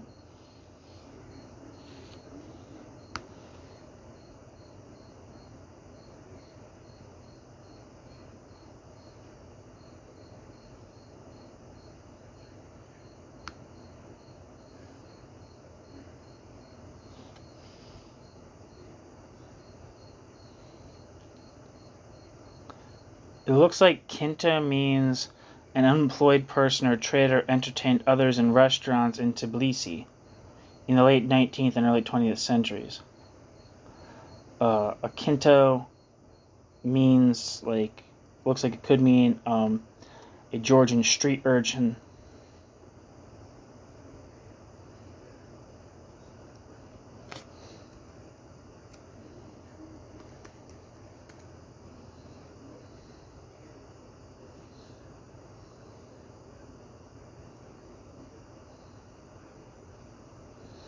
I don't know. Anyway, back to the text. The central theme of the biography is therefore that Stalin had only two basic capacities, which combined with the fundamental evil in Stalin and his bottomless thirst for power, made it possible for Stalin to become the monolithic dictator. The one was the capacity for plotting and intrigue, the other for organizational manipulations. But this theme is not made more credible for being endlessly repeated and supposedly illustrated by every stage of Stalin's career. It is obviously a half-truth only, and in the end only partly explains Stalin's rise to power and the nature of his subsequent rule. As an analysis of the personal attributes required for political dictatorship, the biography of Stalin is thus a complete failure.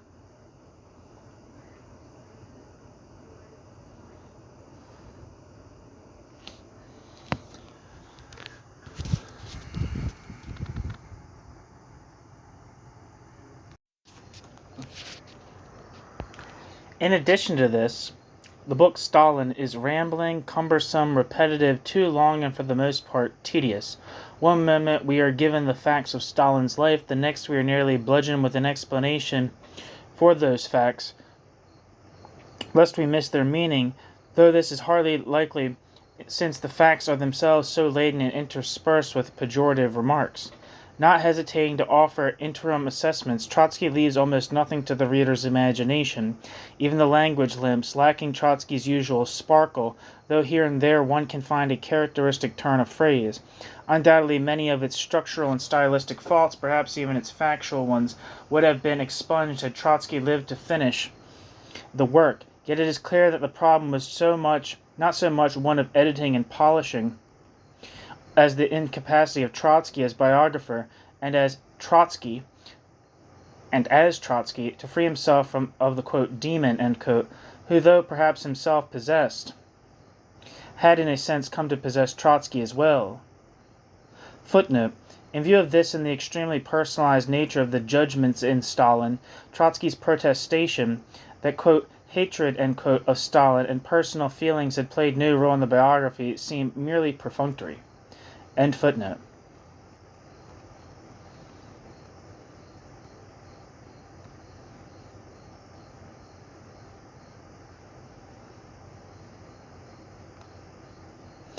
Stalin is not, however, entirely devoid of historical dimension.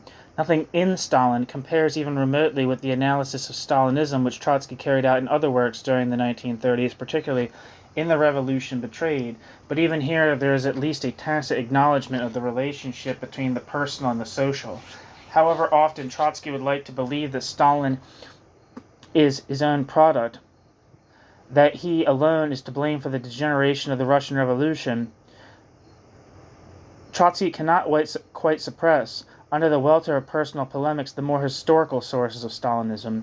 It is, of course, somewhat surprising that Trotsky should even try to understate this element, since the view that Stalinism reflected the backwardness of Russia was so crucial to, and so openly argued in his other writings of the 1930s on the Soviet Union. Perhaps this merely points up again the extraordinary personalized nature of this work and Trotsky's obsession with Stalin as his cruel nemesis. But to repeat, the wider dimensions of the Stalin phenomenon appear here too, though in a highly derogatory manner. Note, for example, the very first paragraph of the book where Trotsky records that Leonid Krasin had once called Stalin a, quote, Asiatic, end quote, and Bukharin had, quote, simplified the appellation, end quote, to, quote, Genghis Khan, end quote. This is no doubt recalled and meant as a personal slur, but Trotsky adds that what is important is not, quote, geography, ethnography, and anthropology, end quote. Quote, history looms larger, end quote. Footnote: Trotsky also notes that Stalin himself had once referred to himself as a, quote, Asiatic, but this is only for the purpose of hinting, quote, at the existence of common interests between the USSR and Japan as against the imperialistic West, end quote. End footnote.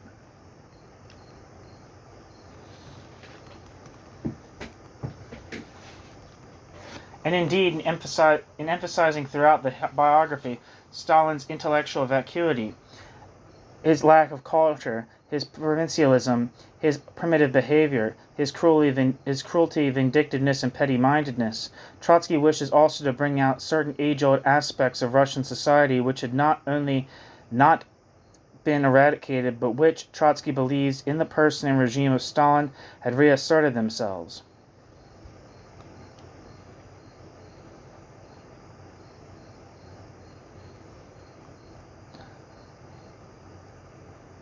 Stalin, Trotsky recalls, having once observed was a, quote, mediocrity, end quote, but not a, quote, non-entity, end quote.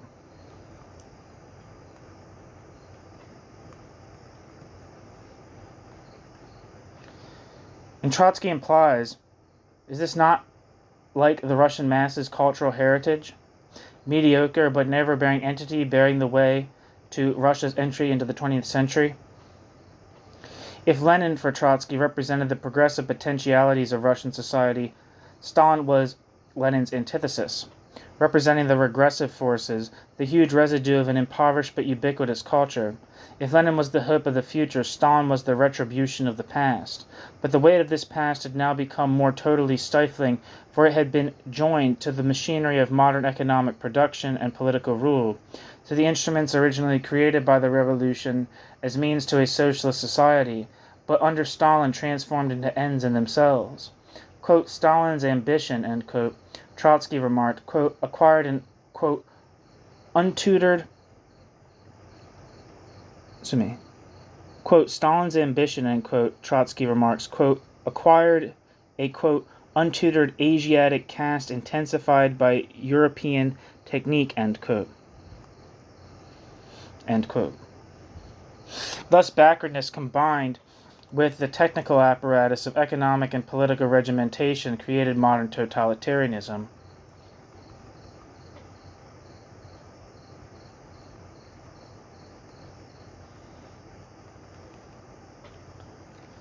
It should now be possible to assess briefly the overall character of Trotsky's biographical writings. The Marxist, as we know, suspects the role of the individual in history. The biographer, however, is constantly confronted by the role of the individual in history.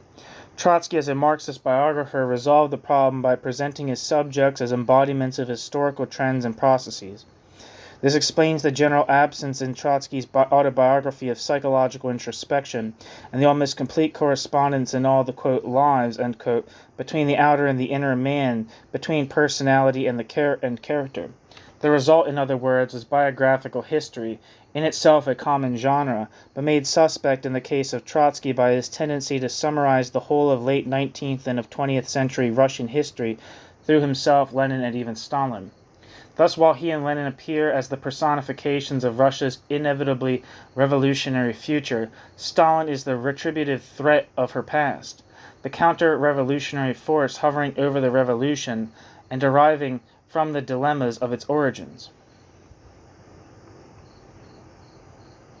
Footnote. In this connection, see also a letter Trotsky wrote in 1938, reproduced in Pierre Neville's Trotsky Vivant in 1963. Here Trotsky argued that changes in political leadership and personal fortunes were reflections of antagonistic historical forces and of the, quote, milieu, end quote, in which they took place. End footnote. Reading Trotsky's biographies, one would have hardly guessed that other personalities and other trends existed in Russia, except as spent forces, or that the triumph of Bolshevism, both in Bolshevism's Leninist, Trotskyist, and later Stalinist guises, was far from certain until the very last moments. As a historian and biographer, however, not to mention a Marxist, Trotsky was first and foremost concerned with the victors of history. This explains the significance Trotsky perceived in Trotsky's own and Lenin's lives. But it also explains the peculiar nature of Trotsky's obsession with the figure of Stalin, Trotsky's attempt in this case to personalize historical events, and the final irony of having nevertheless to provide, however reluctantly, a historical dimension, a social basis, for the victory of Stalin and for his own defeat.